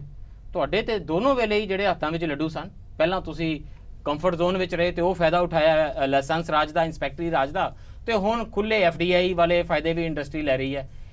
ਇਹ ਇੰਡਸਟਰੀ ਲਈ ਸਫ਼ਰ ਕਿੱਦਾਂ ਦਾ ਰਿਹਾ ਤੁਹਾਨੂੰ? ਰਿਫਾਰਮਸ ਦਾ ਇੱਥੋਂ ਅੱਗੇ ਸਫ਼ਰ ਕਿਹੋ ਜਿਹਾ ਦਿਖਾਈ ਦਿੰਦਾ ਹੈ, ਤੇ ਇੰਡਸਟਰੀ ਵਰਸਸ ਐਗਰੀਕਲਚਰ ਵਾਲਾ ਬਲੇਮ ਜਿਹੜਾ ਸਾਡੇ ਤੇ ਲੱਗਦਾ ਹੈ ਇਸ ਦੇਸ਼ ਦੀ ਅਰਥ ਵਿਵਸਥਾ ਦੇ, ਉਹਦਾ ਕੀ ਜਵਾਬ ਹੈ? ਨਹੀਂ ਦੇਖੋ ਜਿਹੜੇ ਪਹਿਲੇ ਪੈਨਲਿਸਟ ਰਹੇ ਉਹਨਾਂ ਨੇ ਕਿਹਾ ਵੀ ਇਹ ਜਿਹੜੇ ਰਿਫਾਰਮਸ ਹੈ it is a continuous process ਹੈ। ਇਹ ਪਹਿਲਾਂ ਵੀ ਹੁੰਦੇ ਰਹੇ, ਇੱਕ ਸਟੇਜ ਆਉਂਦੀ ਹੈ ਜਿੱਥੇ ਤੁਹਾਨੂੰ ਥਰਸਟ ਜਾਂ ਮੋਮੈਂਟਮ, ਜਿਹੜੇ ਬਿਗ ਬੈਂਗ ਰਿਫਾਰਮਸ ਨੇ ਨਾ, ਜਿਹੜੇ ਇਹ ਰੈਵੋਲੂਸ਼ਨਰੀ, ਬਹੁਤ ਸਾਰੇ ਲੋਕਾਂ ਲਈ ਸੁਸਾਈਡ ਬੰਬਿੰਗ ਵਾਂਗ ਲੱਗੇ ਸਨ। ਸਰ 91 ਚ ਜਦ ਹੋਇਆ, ਤੁਸੀਂ ਰਾਈਟਲੀ ਕਿਹਾ ਵੀ ਉਸ ਵੇਲੇ ਇੰਡਸਟਰੀ ਨੇ ਕਿਹਾ ਹੈਗਾ ਕਿ ਵੀ ਇਹ this is also in terms of society as a whole, ਕਿ ਵੀ ਸਾਡੇ ਜਿਹੜੇ ਇੱਥੇ ਨੌਕਰੀਆਂ ਖਤਮ ਹੋ ਜਾਣਗੀਆਂ। ਉਹ ਤਾਂ ਬੜੀ ਸਿੰਪਲ ਗੱਲ ਹੋ, ਚੀਕਾ ਮਾਰ ਕੇ ਕਹਿੰਦੇ ਸੀ ਕਿਸੇ ਨੂੰ ਆਨਾ ਤੋਂ, ਹੁਣ ਚੀਕਾ ਮਾਰ ਕੇ ਕਹਿੰਦੇ ਨੇ ਜੀ ਖੁੱਲੇ ਗੱਫੇ ਆਣ ਦਿਓ। ਤੁਸੀਂ ਜਿਹੜੀ ਕਹਿ ਰਹੇ ਨਾ ਵੀ ਅੱਜ ਅਮਰੀਕਾ ਦੀ ਜਿਹੜੀ ਇਕਨੋਮੀ ਇੰਨੇ ਸਾਲਾਂ ਤੋਂ ਅੱਜ ਅਮਰੀਕਨ ਰੌਲਾ ਪਾ ਰਹੇ ਨੇ ਕਿ ਵੀ ਜਿਹੜੇ ਸਾਡੇ ਜੌਬ ਇੰਡੀਆ 'ਚ ਸ਼ਿਫਟ ਹੋ ਜਾਣੇ, ਤੁਸੀਂ ਕਰੋ। So it is continuous process. ਉਹਦਾ ਜਿਹੜਾ ਕਿਹਾ ਵੀ ਆਪਾਂ 100% ਇਨ terms of I agree with you ਕਿ ਜਿਹੜੀ ਗਰੋਥ ਹੈ, ਪਾਲਿਸੀਜ਼ ਹੈ, ਬਲੇਮ ਹੈ ਨਾ ਉਹ ਬਹੁਤ ਸੀਰੀਅਸ ਹੈ। ਉਹ ਹੈ ਕਿ ਤੁਹਾਡੀ ਜਿਹੜੀ ਗਰੋਥ ਹੈ ਉਹ ਕਿਸੇ ਨਾ ਕਿਸੇ ਦੀ ਕੀਮਤ ਤੇ ਹੋ ਰਹੀ ਹੈ। ਜਿਸ ਵੇਲੇ ਐਗਰੀਕਲਚਰ ਦਾ ਸ਼ੇਅਰ 30% ਤੋਂ ਘਟ ਕੇ 19% ਰਹਿ ਜਾਂਦਾ ਹੈ ਤੇ ਐਬਸੋਲੂਟ ਟਰਮਸ ਦੇ ਵਿੱਚ ਇਕਨੋਮੀ ਇੰਨੀ ਵੱਡੀ ਗਰੋ ਕਰਦੀ ਹੈ, ਤਾਂ ਆਬਵੀਅਸਲੀ ਤੁਸੀਂ ਜਿਨ੍ਹਾਂ ਦੇ ਪੈਸੇ ਤੇ ਗਰੋ ਕਰ ਰਹੇ ਹੋ ਉਹ ਮਨਰੇਗਾ ਲਈ 100 ਦਿਨਾਂ ਦੇ ਰੋਜ਼ਗਾਰ ਲਈ ਰੁਲ ਰਹੇ ਨੇ। ਇਹਦਾ ਜਵਾਬ ਕੌਣ ਦੇਗਾ? ਕੀ ਇੰਡਸਟਰੀ ਇਹਦੇ ਲਈ ਜ਼ਿੰਮੇਵਾਰ ਨਹੀਂ ਹੈ? ਜਿਹੜੀ ਤੁਸੀਂ ਕਿਹਾ ਨਾ ਵੀ ਕੋਈ ਕੰਸ਼ੈਂਸ ਹੈ ਇੰਡਸਟਰੀ ਦੀ? ਨਹੀਂ, ਮੈਂ ਦੱਸੋ ਸਰ, ਜਿਹੜੀ ਤੁਸੀਂ ਕਿਹਾ ਵੈਸੇ ਮੈਂ ਕਿਹਨਾਂ ਦੀ ਆਤਮਾ ਨੂੰ ਤੁਹਾਡੇ ਤੋਂ ਪੁੱਛ ਰਿਹਾ, ਕੋਈ ਇੰਡਸਟਰੀ ਦੀ ਆਤਮਾ ਨਹੀਂ ਸਰ। ਐਗਰੀਕਲਚਰ ਦਾ ਤੁਸੀਂ ਕੰਟਰੀਬਿਊਸ਼ਨ ਉਸ ਵੇਲੇ ਕਿਹਾ ਕਿਉਂਕਿ ਸਾਡੀ ਇੰਡਸਟਰੀਅਲ ਡਿਵੈਲਪਮੈਂਟ ਇੰਨੀ ਨਹੀਂ ਸੀਗੀ ਵੀ ਜਿਹਦਾ ਸਪੋਜ਼ ਕਰੋ ਘਰ 'ਚ 3 ਬੰਦੇ ਹੈਗੇ, ਜੇ ਆਪਾਂ ਐਗਰੀਕਲਚਰ ਪ੍ਰੋਡਕਟਿਵਿਟੀ ਦਾ ਸਟੈਗਨੈਂਟ ਪਈ ਉਹਨਾਂ ਸੁਣਨਾ ਸਰ, ਜੇ ਤੁਹਾਡੀ ਇੱਕ ਯੂਨਿਟ ਨੂੰ 3 ਬੰਦਿਆਂ 'ਚ ਵੰਡਣਾ ਹੈਗਾ ਤੇ ਉਹ 0.3 ਆ ਗਿਆ, ਹੁਣ ਚੌਥਾ ਆ ਗਿਆ ਜਾਂ ਪੰਜਵਾਂ ਆ ਗਿਆ, ਤਾਂ ਨੈਚੁਰਲੀ ਦੀ ਡਿਸਟ੍ਰੀਬਿਊਸ਼ਨ ਨਹੀਂ। ਮੈਂ ਸਿਰਫ ਉਹਦੇ ਟੇਕ ਫਰਮ ਦਾ ਬਿਗਰ ਐਗਜ਼ਾਮਪਲ, ਤੁਹਾਡੀ ਕੈਪੀਟਲ ਤੱਕ ਐਕਸੈਸ ਕਿੰਨੀ ਲਿਮਿਟਡ ਸੀ, ਹੁਣ ਤੁਹਾਡੇ ਕੋਲ ਖੁੱਲੀ ਕੈਪੀਟਲ ਹੈ। ਤੁਸੀਂ ਕਹਿੰਦੇ ਹੋ ਜੀ ਲੇਬਰ ਲਾਜ਼ ਵੀ ਸਾਰੇ ਰਿਫਾਰਮ ਕਰ ਦਿਓ। ਰਿਫਾਰਮ ਦਾ ਮਤਲਬ ਹੈ ਕਿ ਜਿਹਨੂੰ ਚਾਹੀਏ ਨੌਕਰੀ ਤੋਂ ਕੱਢ ਦਈਏ, ਜਿਹਨੂੰ ਚਾਹੀਏ ਰੱਖ ਲਈਏ। ਕੰਟਰੈਕਟ ਸਿਸਟਮ ਲੈ ਆਓ, ਇੰਸਪੈਕਟਰੀ ਰਾਜ ਹਟਾ ਦਿਓ, ਜਿਹਦਾ ਮਤਲਬ ਹੈ ਸੁਪਰਵੀਜ਼ਨ ਸਾਡੇ ਤੋਂ ਘੱਟ ਕਰ ਦਿਓ। ਇਹ ਜਿਹੜੇ ਜੇ ਲੋਕਾਂ ਦਾ ਇਹ ਕਹਿਣਾ ਕਿ ਸਰਕਾਰ ਤੇ ਇੰਡਸਟਰੀ, ਸਰਕਾਰ ਤੇ ਕਾਰਪੋਰੇਟ ਦੇ ਵਿਚਕਾਰ ਜਿਹੜੀ ਲਾਈਨ ਹੁੰਦੀ ਸੀ ਉਹ ਬਲਰ ਹੁੰਦੀ ਜਾ ਰਹੀ ਹੈ, ਉਹ ਖਤਮ ਹੁੰਦੀ ਜਾ ਰਹੀ ਹੈ। ਪਹਿਲਾਂ ਸਰਕਾਰ ਤੁਹਾਨੂੰ ਸੰਰਕਸ਼ਣ ਦਿੰਦੀ ਸੀ, ਹੁਣ ਤੇ ਇੰਡਸਟਰੀਅਲਿਸਟ ਹੀ ਸਰਕਾਰ ਚਲਾਉਂਦੇ ਨੇ। ਸਾਡੇ ਆਪਸ਼ਨ ਕੀ ਹੈ ਸਰ? ਜੇ ਆਪਾਂ ਆਪਣੇ ਆਪ ਨੂੰ ਜੇ ਇੰਡਸਟਰੀਅਲ ਗਰੋਥ ਨੂੰ ਜਾਂ ਆਪਾਂ ਆਪਣੀ ਇਕਨੋਮੀ ਨੂੰ ਬੂਸਟ ਦੇਣਾ ਹੈਗਾ ਤਾਂ ਵੀ ਹੈਵ ਟੂ ਇਨਕਰੇਜ, ਸਾਨੂੰ ਬਾਹਰ ਤੋਂ ਇਨਵੈਸਟਮੈਂਟ ਲੈ ਕੇ। ਗਿਲ ਸਾਹਿਬ ਜਿਹੜਾ ਬਾਰ-ਬਾਰ ਆਉਂਦਾ ਕਿ ਆਪਸ਼ਨ ਕੀ ਹੈ, ਡਾਕਟਰ ਸਮਿਤਾ ਸ਼ਰਮਾ ਵੀ ਇਹ ਗੱਲ ਕਰ ਰਹੇ ਸੀ ਕਿ ਉਸ ਵੇਲੇ ਆਪਸ਼ਨ ਨਹੀਂ ਸੀ। ਜੇ ਇੰਡਸਟਰੀ ਨੂੰ ਤੁਸੀਂ ਇਹ ਪੁਸ਼ ਨਹੀਂ ਦਿਓਗੇ, ਇਹ ਕੈਪੀਟਲ ਇਨਵੈਸਟਮੈਂਟ ਨਹੀਂ ਹੋਵੇਗੀ, ਐਫਡੀਆਈ ਨਹੀਂ ਆਵੇਗੀ, ਕਿਵੇਂ ਬੇਸ ਵੱਡਾ ਹੋਏਗਾ, ਕਿਵੇਂ ਮੈਨੂਫੈਕਚਰਿੰਗ ਸੈਕਟਰ ਵੱਡਾ ਹੋਏਗਾ, ਕਿਵੇਂ ਟੈਕਸ ਬੇਸ ਵੱਡਾ ਹੋਏਗਾ, ਕਿੱਥੋਂ ਰੈਵਨਿਊਜ਼ ਆਣਗੇ? ਪੰਜਾਬੀ 'ਚ ਇੱਕ ਕਹਾਵਤ ਹੈ ਕਿ ਖੂਹ 'ਚ ਪਿਆ ਵੈੜ ਕਾ ਉਹਨੂੰ ਖੱਸੀ ਕਰ ਲੋ। ਇਹ ਕਨਵੇ 'ਚ ਹੋਇਆ। ਇਨਫੈਕਟ ਜਦੋਂ ਇੰਡਸਟਰੀਲਿਸਟਾਂ ਨੇ ਰੌਲਾ ਪਾਇਆ ਕਿ ਸਾਨੂੰ ਰਿਫਾਰਮ ਆਉਣ ਨਾਲ ਨੁਕਸਾਨ ਬਹੁਤ ਹੋਏਗਾ, ਦੈਨ ਸਾਡੇ ਜਿਹੜੇ ਬਜਟ ਮੇਕਰਸ ਨੇ ਉਹਨਾਂ ਨੇ ਇੱਕ ਟਰਮ ਕਾਇਨ ਕੀਤੀ ਕਿ ਜਿਹੜੀ ਗਰੀਬਾਂ ਨੂੰ ਮਦਦ ਦਿੰਦੇ ਆ ਉਹਨੂੰ ਸਬਸਿਡੀ ਕਹੀਏ ਤੇ ਜਿਹੜੇ ਅਮੀਰਾਂ ਨੂੰ ਮਦਦ ਦਿੰਦੇ ਆ ਇੰਡਸਟਰੀ ਨੂੰ ਇਨਸੈਂਟਿਵ ਪਾਤਾ। ਅੱਜ 6,75,000 ਕਰੋੜ ਰੁਪਏ ਐਨੂਅਲ ਜਿਹੜੀ ਸਬਸਿਡੀ ਹੈ ਉਹ industrial sector in the name of incentive ਦਿੱਤੀ ਜਾ ਰਹੀ ਹੈ। ਸੋ ਇਹ ਇੱਕ ਫੈਕਟਰ ਹੈ ਜਿਹਦੇ ਨਾਲ ਬਹੁਤ ਜ਼ਿਆਦਾ ਰਿਸੋਰਸ ਟ੍ਰਾਂਸਫਰ ਹੋਏ। ਮੇਰਾ ਗਰੀਬ, ਮੇਰਾ ਕਿਸਾਨ, ਮੇਰਾ ਆਦੀਵਾਸੀ ਫੰਡ ਕਰ ਰਿਹਾ ਹੈ ਇਸ ਕਿਸਮ ਦੀ ਗਰੋਥ ਨੂੰ। ਅੱਛਾ, ਦੂਸਰੀ ਗੱਲ ਇਹ ਹੈ ਕਿ ਇੱਕ ਵਾਰ ਨਹੀਂ 3-4 ਵਾਰੀ ਜਿਹੜੇ ਇੰਡਸਟਰੀ ਦੇ ਡਿਫਾਲਟਰਸ ਨੇ ਲੋਨਸ ਦੇ, ਉਹਨਾਂ ਦੇ ਵਨ ਟਾਈਮ ਸੈਟਲਮੈਂਟ ਦੇ ਵਿੱਚ ਕਿੰਨੀ ਵਾਰੀ ਇਹਨਾਂ ਨੂੰ ਕੰਸੈਸ਼ਨ ਅਨਅਨਾਉਂਸਡ ਕੀਤੇ ਗਏ ਨੇ। ਹੁਣ ਵੀ ਵੱਡੇ ਵੱਡੇ ਜਿਹੜੇ ਬੈਂਕਾਂ ਦੇ ਡਿਫਾਲਟਰ ਨੇ। I have a problem with that line of argument. ਉਹ ਇਹ ਹੈ ਕਿ ਇਹ ਜਿਹੜਾ ਲਗਾਤਾਰ ਤੁਸੀਂ ਪਿਚ ਕਰਦੇ ਹੋ ਨਾ ਬਿਜ਼ਨਸ ਤੇ ਇੰਡਸਟਰੀ ਨੂੰ ਕਿਸਾਨੀ ਦੇ ਅਗੇਂਸਟ, ਕੋਈ ਨਹੀਂ ਲੱਗਦਾ ਹੈ ਵਨ ਇਜ਼ ਐਟ ਦਾ ਨੋ ਇਹ ਇਕੱਲਾ ਕਿਸਾਨੀ ਨਹੀਂ ਹੈ, ਦੂਜੇ ਦੀ ਕੀਮਤ ਤੇ। ਨੋ ਮੈਂ ਬਿਜ਼ਨਸ ਐਂਡ ਇੰਡਸਟਰੀ ਨੂੰ ਇੱਕ ਪਾਸੇ ਰੱਖ ਕੇ ਰੈਸਟ ਆਫ ਦਾ ਪਾਪੂਲੇਸ਼ਨ ਦੀ ਗੱਲ ਕਰ ਰਿਹਾ। ਜਿਹੜਾ ਬੈਂਕਾਂ ਕੋਲ ਪੈਸਾ ਹੈਗਾ ਉਹ ਸਧਾਰਨ ਬੰਦੇ ਦਾ ਹੈ, ਉਹ ਨੌਕਰੀ ਪੇਸ਼ਾ ਵਾਲੇ ਬੰਦੇ ਦਾ ਵੀ ਹੈ, ਸਮਾਲ ਬਿਜ਼ਨਸ ਵਾਲੇ ਬੰਦੇ ਦਾ ਵੀ ਹੈ, ਜਿਹੜਾ ਰਿਟਾਇਰਡ ਫੌਜੀ ਹੈ ਜਾਂ ਸਿਵਲ ਸਰਵੈਂਟ ਹੈ ਉਹਦਾ ਵੀ ਪੈਸਾ ਹੈ, ਆਮ ਬੰਦੇ ਦਾ ਪੈਸਾ ਬੈਂਕਾਂ ਕੋਲ ਪਿਆ। ਇਸ ਵੇਲੇ ਕਿੰਨੇ ਹਜ਼ਾਰ ਕਰੋੜਾਂ ਦਾ ਜਿਹੜਾ ਐਨਪੀਏ ਹੈ ਉਹ ਵਿਲਫੁਲ ਡਿਫਾਲਟਰ ਨੇ। ਉਹ ਚ ਜਿਹੜਾ 75% ਡਿਫਾਲਟ ਹੈ ਉਹ 100 ਵੱਡੇ। ਐਸ ਵੀ ਗੋ ਫਾਰਵਰਡ ਇਹ ਉਹ ਚੀਜ਼ਾਂ ਨੇ ਜਿਨ੍ਹਾਂ 'ਚ ਸੁਧਾਰ ਕਰਨ ਵਾਲੇ ਨੇ, ਇਹ ਉਹ ਐਬੀਰੇਸ਼ਨਸ ਕ੍ਰੀਪਿੰਗ ਕਰ ਰਹੀਆਂ ਨੇ। ਸੁਧਾਰ ਕਰਨ ਵਾਲੇ ਨਹੀਂ ਹੈ ਇਹ, ਇਸ ਗੱਲ ਨੂੰ ਦੱਸਦੇ ਨੇ, ਤੁਹਾਡਾ ਕਹਿਣਾ ਡਿਜ਼ਾਈਨਡ ਹੈ ਇਹ ਨਹੀਂ, ਇਸ ਗੱਲ ਨੂੰ ਦੱਸਦੇ ਨੇ ਕਿ ਜਿਹੜਾ ਪੋਲੀਟੀਕਲ ਸਿਸਟਮ ਹੈ ਚਲਾਉਣ ਵਾਲੇ ਬੰਦੇ ਨੇ ਤੇ ਜਿਹੜਾ ਬਿਜ਼ਨਸ ਹੈ ਉਹਨਾਂ ਦੇ ਵਿੱਚ ਇੱਕ ਖਾਸ ਕਿਸਮ ਦਾ ਸਮਝੌਤਾ ਹੋਇਆ ਹੈ। ਮੈਂ ਜਸਟ ਟ੍ਰਾਈ ਟੂ ਐਡ ਕਿ ਸੀ ਵੀ represent the industry chamber and none of the industry chamber says ਕਿ ਵੀ ਤੁਸੀਂ ਜਿਹੜਾ ਬੈਂਕ ਤੋਂ ਲੋਨ ਲਿੱਤਾ ਉਹ ਵਾਪਸ ਨਹੀਂ ਕਰਨਾ ਹੈਗਾ। ਵੀ always say that the loan should be made available to people to encourage more and more people becoming entrepreneurs and more and more business, but none of the chamber would say कि जी तुसी पैसे ਜਿਹੜੇ ਲਿੱਤੇ हैं वापस नहीं देने या वापस ना ਦਿਓ।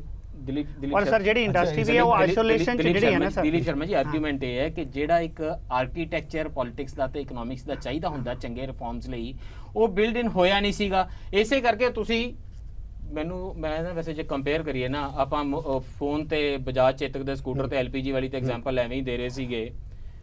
ਇਹ ਜਿਹੜਾ PP ਨੰਬਰ ਲੋਕ ਦਿੰਦੇ ਸੀ ਨਾ ਇੱਕ ਦੂਜੇ ਨੂੰ, ਸਕੈਂਡਲ ਦੀਆਂ ਗੱਲਾਂ ਉਦੋਂ ਵੀ ਹੁੰਦੀਆਂ ਸੀਗੀਆਂ। ਹੁਣ ਮੇਰੇ ਜੇਬ 'ਚ ਤਾਂ ਮੋਬਾਈਲ ਫੋਨ ਹੈ, ਇਹ ਤਾਂ ਇਕਨੋਮਿਕ ਰਿਫਾਰਮਸ ਦਾ ਫਰੂਟ ਹੈ। ਪਰ ਮੈਂ ਬੋਫੋਰਸ ਦੇ ਸਕੈਮ ਨਾਲ ਹਿਲ ਗਿਆ ਸੀਗਾ, 65 ਕਰੋੜ ਰੁਪਈਆ। ਹੁਣ 1,76,000 ਕਰੋੜ ਰੁਪਏ ਦਾ ਸਕੈਮ ਇੱਕ 2G ਦੇ ਘੁਟਾਲੇ ਵਿੱਚ ਹੀ ਆ ਜਾਂਦਾ, ਤੇ ਮੈਨੂੰ ਐਂ ਲੱਗਦਾ ਇਹ ਮੇਰੇ ਮੋਬਾਈਲ ਫੋਨ ਦੀ ਕੀਮਤ ਹੀ ਹੈ। ਇਹ ਜਿਸ ਵੇਲੇ ਇਹ ਸਕੇਲ ਵੀ ਵਧੀ ਹੈ ਨਾ, ਜਿਹੜੀ ਕਰਪਸ਼ਨ ਦੀ ਸਕੇਲ ਵੀ ਹੈ, ਇਹ ਇਕਨੋਮਿਕ ਰਿਫਾਰਮਸ ਦੀਆਂ ਐਬੀਰੇਸ਼ਨਸ ਨੂੰ ਅੰਡਰਲਾਈਨ ਕਰਦੀ ਹੈ। ਜਿਹੜਾ ਆਰਕੀਟੈਕਚਰ ਚਾਹੀਦਾ ਸੀਗਾ, corruption free, crony capitalism free economic reforms, ਉਹ ਤਾਂ ਅੱਜ ਤੱਕ ਵੀ ਨਹੀਂ ਹੋਇਆ।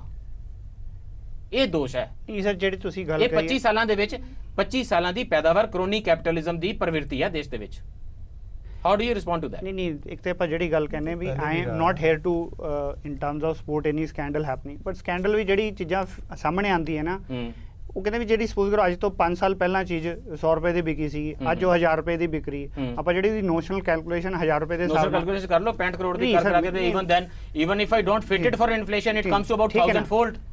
ਤੇ ਜਿਹੜੀ ਇਹ ਚੀਜ਼ ਹੈ ਵੀ ਜਿਹੜੀ ਇੰਡਸਟਰੀ ਦੀ ਗਰੋਥ ਹੈ, ਵੀ industry is also coming from the society. I mean the industry does not grow in isolation. नहीं Sharma ji, society as a whole does not grow. Sir, take that point कि industry ਜਿਹੜੀ ਹੈ ਉਹ society ਤੋਂ ਬਾਹਰ ਨਹੀਂ ਦੋਸ਼ ਹੀ ਹੈ। ਔਰ ਸ਼ਰਮਾ ਜੀ, ਜਿਹੜੀ ਗਰੋਥ ਹੋਈ ਹੈ ਨਾ ਪਿਛਲੇ ਸਮੇਂ ਦੇ ਵਿੱਚ, ਉਹ ਇੰਡਸਟਰੀਅਲ ਸੈਕਟਰ ਦਾ ਸ਼ੇਅਰ ਜਿਹੜਾ ਹੈ ਉਹ GDP 'ਚ ਨਹੀਂ ਵਧਿਆ, ਨਾ ਇੰਪਲੋਇਮੈਂਟ 'ਚ ਵਧਿਆ। ਜਿਹੜਾ ਮੇਨ ਐਕਸਪੈਂਸ਼ਨ ਹੈ ਉਹ ਸਰਵਿਸ ਸੈਕਟਰ ਦੀ ਹੈ। Sir, service is also part of industry. How can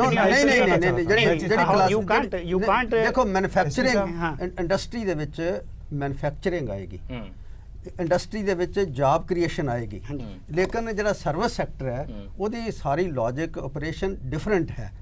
ਇਸ ਕਰਕੇ ਜਿਹੜਾ ਸਾਨੂੰ but mean how do you isolate the industry when you take out the service industry when you talk of industry? ਇਸੇ ਕਰਕੇ ਅਸੀਂ industry ਦੇ business ਨੂੰ combine ਕਰਕੇ ਗੱਲ ਕਰਦੇ हैं। दो चीजें करनी थी।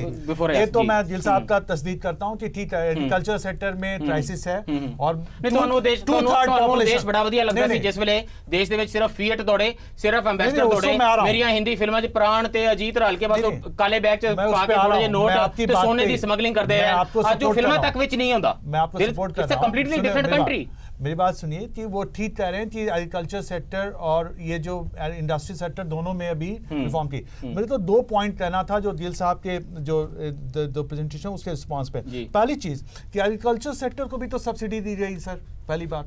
दूसरी बात की आज भी रिफॉर्म्स जो है, रिफॉर्म्स कहाँ हुई है? देखने की बात है कितने एग्रीकल्चर बिना सब्सिडी तो नहीं, एग्रीकल्चर में सब्सिडी कितनी है? नहीं अभी ये देखिए, मैं आपको आंकड़े दे रहा हूँ कि इंडस्ट्री को सब्सिडी जो है, इंडस्ट्री और बिजनेस को 6,78,000 करोड़ की एनुअल है, और कंबाइंड सब्सिडी कंज्यूमर को food subsidy combined together 1,55,000 crore है। मैं इस पे एक चीज और आना चाहता हूं। जहां आबादी जो है, जहां आबादी जो है 50% रिफॉर्म्स ने my question very simple. I'll much rather go to an economist, Smita ਜੀ। ਜਿਹੜੀਆਂ ਰਿਫਾਰਮਸ ਨੇ ਇਹ ਜਿਹੜੀ ਐਂਟਰਪ੍ਰੀਨੀਅਰ ਐਕਟੀਵਿਟੀ ਹੈ ਇਹਨੂੰ बढ़ावा देंदियां ने कि ਇਹਨੂੰ ऑब्स्ट्रक्ट करदियां ने? शुरुआत तो यहीं से हुई थी कि एंटरप्रेन्योरियल एबिलिटीज को बढ़ावा मिले जी, क्योंकि लाइसेंस राज खत्म करा था। स्टार्टिंग ठीक हो गई है, वो सस्टेन हो पाता है रही अलग चीज है। 25 ਸਾਲਾਂ ਦੇ ਵਿੱਚ ਬਹੁਤ ਕੁਝ ਹੋਰ ਹੋ ਜਾਣਾ ਚਾਹੀਦਾ ਸੀ, ਬਹੁਤ ਸਾਰੀਆਂ ਐਬੀਰੇਸ਼ਨਸ ਨਹੀਂ ਆਣੀਆਂ ਚਾਹੀਦੀਆਂ ਸੀ, ਕੋਰਸ ਕਰੈਕਸ਼ਨ ਦੇ ਬੜੇ ਮੌਕੇ ਮੌਜੂਦ ਸਨ ਜਿਹਨਾਂ ਦਾ ਫਾਇਦਾ ਨਹੀਂ ਲਿਆ ਗਿਆ। ਤੁਹਾਨੂੰ ਅਜਿਹਾ ਜਾਪਦਾ? मेरे को फिर भी लगता है कि जो कॉर्पोरेट सेक्टर है, इंडस्ट्रियल सेक्टर है, वो उसने ठीक परफॉर्म किया 25 सालों में। हम पीछे रह गए सोशल सेक्टर में और एग्रीकल्चर सेक्टर में।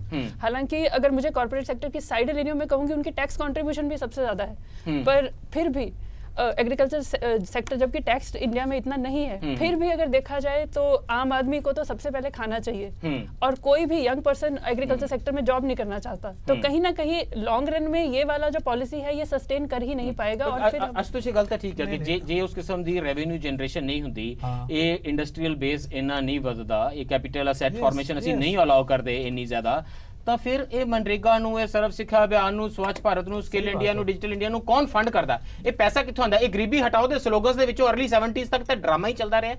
Real direct cash transfer benefits ਦੀਆਂ ਗੱਲਾਂ ਹੁਣ ਹੋ ਰਹੀਆਂ ਨੇ देखिए ਆਧਾਰ ਲਿੰਕ ਕਰਕੇ इंडिया में ये सारा रिफॉर्म्स ਦਾ ਨਤੀਜਾ है। देखिए इंडिया में पॉवर्टी को एक पॉलिटिकल इशू बनाया गया, उसको इलेक्टोरल डिविडेंड के लिए इस्तेमाल किया गया। जो स्मिता जी कर रही थी मैं उसको सपोर्ट करना चाहूंगा। रिफॉर्म्स कहाँ हुए हैं? रिफॉर्म्स हुए टेलीकॉम में, रिफॉर्म्स हुए आईटी सेक्टर में, रिफॉर्म्स हुए बैंकिंग सेक्टर में, रिफॉर्म्स हुए इंश्योरेंस सेक्टर में। तो रिफॉर्म्स जहाँ एग्रीकल्चर सेक्टर में भी तो होने चाहिए सर। रिफॉर्म्स एग्रीकल्चर सेक्टर में नहीं तो वहाँ इलेक्ट्रिसिटी में आप देखिए, इलेक्ट्रिसिटी सेक्टर देखिए, अगर आप जो लैंडलॉर्ड्स हैं वो इनकम टैक्स नहीं सहमत ਉਹ ਇੱਥੇ ਹੈ ਕਿ ਕੀ ਦੇਸ਼ ਦੇ ਵਿੱਚ ਇਸ ਕਿਸਮ ਦੀਆਂ ਸੜਕਾਂ ਸੋਚੀਆਂ ਜਾ ਸਕਦੀਆਂ ਸੀ? ਤੁਸੀਂ ਕਹਿ ਦੋ ਕਿ ਉਹ ਜੀ ਟੋਲ ਰੋਡਸ ਹੋ ਗਈਆਂ ਨੇ। ਮੈਂ ਤੇ ਫਲਾਈਓਵਰ ਦਾ ਸ਼ਬਦ ਹੀ ਜਾ ਕੇ ਬੜੀ ਲੇਟ ਸਿੱਖਿਆ ਕਾਲਜ ਵਿੱਚ। ਸਾਡੇ ਤੇ ਪੁੱਲ ਹੀ ਬਣਦੇ ਸਨ ਬਸ ਰੇਲਵੇ ਲਾਈਨ ਦੇ ਉੱਤੋਂ, ਉਹ ਵੀ ਕਿਤੇ ਕਿਤੇ ਕਿਸਮਤ ਵਾਲਿਆਂ ਕੋਲ। ਐਜੂਕੇਸ਼ਨ ਦੇ ਵਿੱਚ ਜਿਹੜੀ ਐਕਸਪੈਂਸ਼ਨ ਹੋਈ ਹੈ, ਤੁਸੀਂ ਦੇਖੋ, look at the number of engineering colleges, medical colleges in the country. ਇਹ ਸਾਰੇ ਵੀ ਤਾਂ ਰਿਫਾਰਮਸ ਦਾ ਨਤੀਜਾ। ਤੁਸੀਂ ਇਹ ਕ੍ਰੈਡਿਟ ਦਿੰਦੇ ਹੋ ਜਾਂ ਨਹੀਂ ਰਿਫਾਰਮਸ ਨੂੰ? ਦੇਖੋ ਮੈਂ ਪਹਿਲਾਂ ਵੀ ਜ਼ਿਕਰ ਕੀਤਾ ਸੀਗਾ ਕਿ ਇਕਨੋਮੀ ਦਾ ਸਾਈਜ਼ 6.5 ਗੁਣਾ ਹੋ ਗਿਆ, 6.3 ਗੁਣਾ ਹੋਇਆ। ਇਹ ਪੋਜ਼ਿਟਿਵ ਚੀਜ਼ ਹੈ।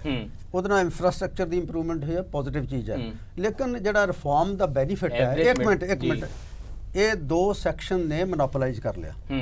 ਇੱਕ ਤਾਂ ਬਿਜ਼ਨਸ ਐਂਡ ਇੰਡਸਟਰੀ ਨੇ ਕੀਤਾ, ਦੂਜਾ ਮਿਡਲ ਕਲਾਸ ਨੇ, ਜਿਹੜਾ ਉਸ ਤੋਂ ਥੱਲੇ 78% ਆਬਾਦੀ ਹੈ। ਡਾਕਟਰ ਸਾਹਿਬ ਜਿਹੜੇ ਮਿਡਲ ਕਲਾਸ ਨਹੀਂ ਸਨ ਉਹ ਮਿਡਲ ਕਲਾਸ ਬਣ ਗਏ। ਦੇਖੋ you are not welcoming this ਜਿਹੜੇ ਲੋਕ welcoming it, what I am saying ਕਿ ਜਿੱਦਾਂ I'll give you my example. It's very bad always to give one's own example. ਮੈਂ ਜਿਹੜਾ ਸੈਕਿੰਡ ਹੈਂਡ ਸਕੂਟਰ ਦਾ ਸੁਪਨਾ ਦੇਖਦਾ ਸੀ ਤੇ ਨਵੇਂ ਸਕੂਟਰ ਦੀ ਗੱਲ ਘਰ ਵਿੱਚ ਨਹੀਂ ਸੀ ਕਰਦਾ, ਉਹ ਕਦੀ ਹਵਾਈ ਜਹਾਜ਼ ਤੇ ਜਾਣ ਦਾ ਸੁਪਨਾ ਦੇਖਣ ਲੱਗ ਪਿਆ ਤੇ ਘੁੰਮਦੇ ਨੇ ਲੋਕ ਮੇਰੇ ਵਰਗੇ। ਬਿਲਕੁਲ ਸੁਪਨੇ ਲੈਣੇ ਚਾਹੀਦੇ ਆ ਔਰ ਚੰਗਾ ਸੁਪਨਾ ਹੈ, ਪਰ ਇਹ ਸੁਪਨਾ ਜਿਹੜਾ ਹੈ ਮੈਨੂੰ ਐਂ ਲੱਗੀ ਜਾਂਦਾ ਮੇਰੇ ਬਾਪੂ ਵਾਲੀ ਲੂਣਾ ਚੱਕੀ ਸੀ, ਤੁਹਾਨੂੰ ਮੇਰੀ ਕਾਰ ਚੁੱਭੀ ਜਾਂਦੀ ਹੈ ਜਿਹੜੀ ਆ ਗਈ। ਜਿਹੜਾ ਮੇਰੇ ਪਿੰਡ ਦਾ ਹਰੀਜਨ ਹੈ, ਉਹਦਾ ਬੱਚਾ ਹੈ, ਉਹਨੂੰ ਵੀ ਅਧਿਕਾਰ ਹੈ। I agree. ਮੇਰੇ ਪਿੰਡ ਦਾ ਜਿਹੜਾ ਲੋਹਾਰ ਹੈ, ਤਰਖਾਨ ਹੈ, ਉਹਨੂੰ ਵੀ ਅਧਿਕਾਰ ਹੈ। ਹਾਂ, ਟ੍ਰਿਕਲਿੰਗ ਡਾਊਨ ਜਿਹੜਾ 70% ਮੋਰ ਪਾਪੂਲੇਸ਼ਨ ਜਿਹੜੀ ਆ ਇਸ ਰਿਫਾਰਮ ਦੇ ਪੀਰੀਅਡ ਦੇ ਵਿੱਚ ਸਾਰੇ ਡਿਵੈਲਪਮੈਂਟ ਦੇ ਫਰੂਟ ਤੋਂ ਬਾਹਰ ਹੋ ਗਈ ਹੈ। I'm stopping for the break, ਪਰ ਕੀ ਤੁਸੀਂ ਇਹ ਕਹਿ ਰਹੇ ਹੋ ਕਿ ਇਕਨੋਮਿਕ ਰਿਫਾਰਮਸ ਦੇ ਫਲ ਇੰਜੋਏ ਕਰਦਿਆਂ ਹੋਇਆਂ ਇਹ ਦੇਸ਼ अपराध बोध ਦੀ ਭਾਵਨਾ ਆਪਣੇ ਮਨ ਵਿੱਚ ਰੱਖੇ? Should I feel guilty? SP साहब no ਗਿਲਟ ਦੀ ਗੱਲ ਮੈਂ ਕਹਿ ਰਿਹਾ ਕਿ ਇਹ ਅੱਜ ਇਵੈਲੂਏਟ ਕਰ ਰਹੇ ਆ।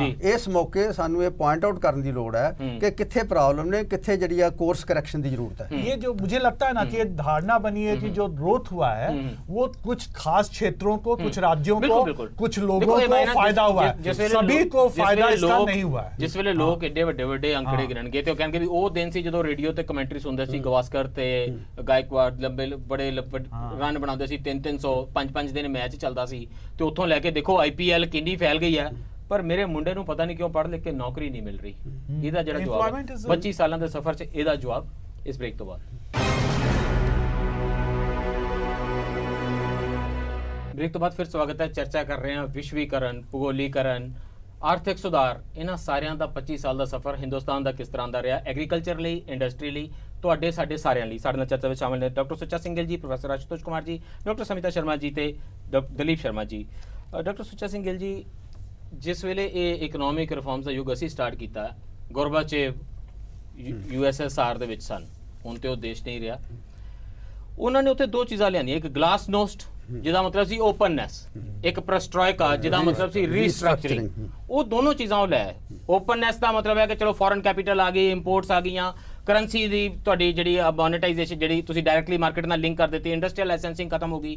ਉਹਨਾਂ ਨੇ ਰੀਸਟਰਕਚਰਿੰਗ ਵੀ ਕੀਤੀ, ਮੈਨੂਫੈਕਚਰਿੰਗ ਦਾ ਸ਼ੇਅਰ ਵਧਿਆ, ਸਰਵਿਸਿਜ਼ ਦੇ ਜੌਬਸ ਵਧੀਆ। ਤੁਹਾਨੂੰ ਲੱਗਦਾ ਸਾਡੇ ਤੋਂ ਗਲਤੀ ਹੋਈ ਕਿ ਗਲਾਸਨੋਸਟ ਤਾਂ ਹੋ ਗਈ, ਓਪਨਨੈਸ ਤਾਂ ਹੋ ਗਈ, ਰੀਸਟਰਕਚਰਿੰਗ ਉਸ ਕਿਸਮ ਦੀ ਨਹੀਂ ਹੋਈ ਤੇ ਕੋਰਸ ਕਰੈਕਸ਼ਨ ਦਾ ਵੇਲਾ ਬਾਰ-ਬਾਰ UPA 1 ਨੇ ਵੀ ਗਵਾਇਆ ਉਸ ਤਰੀਕੇ ਨਾਲ ਤੇ UPA 2 ਨੇ ਵੀ ਗਵਾਇਆ, ਤੇ ਇਹ ਸਰਕਾਰ ਕਰਦੀ ਤੁਹਾਨੂੰ ਕਿੱਥੋਂ ਤੱਕ ਨਜ਼ਰ ਆ ਰਹੀ ਹੈ?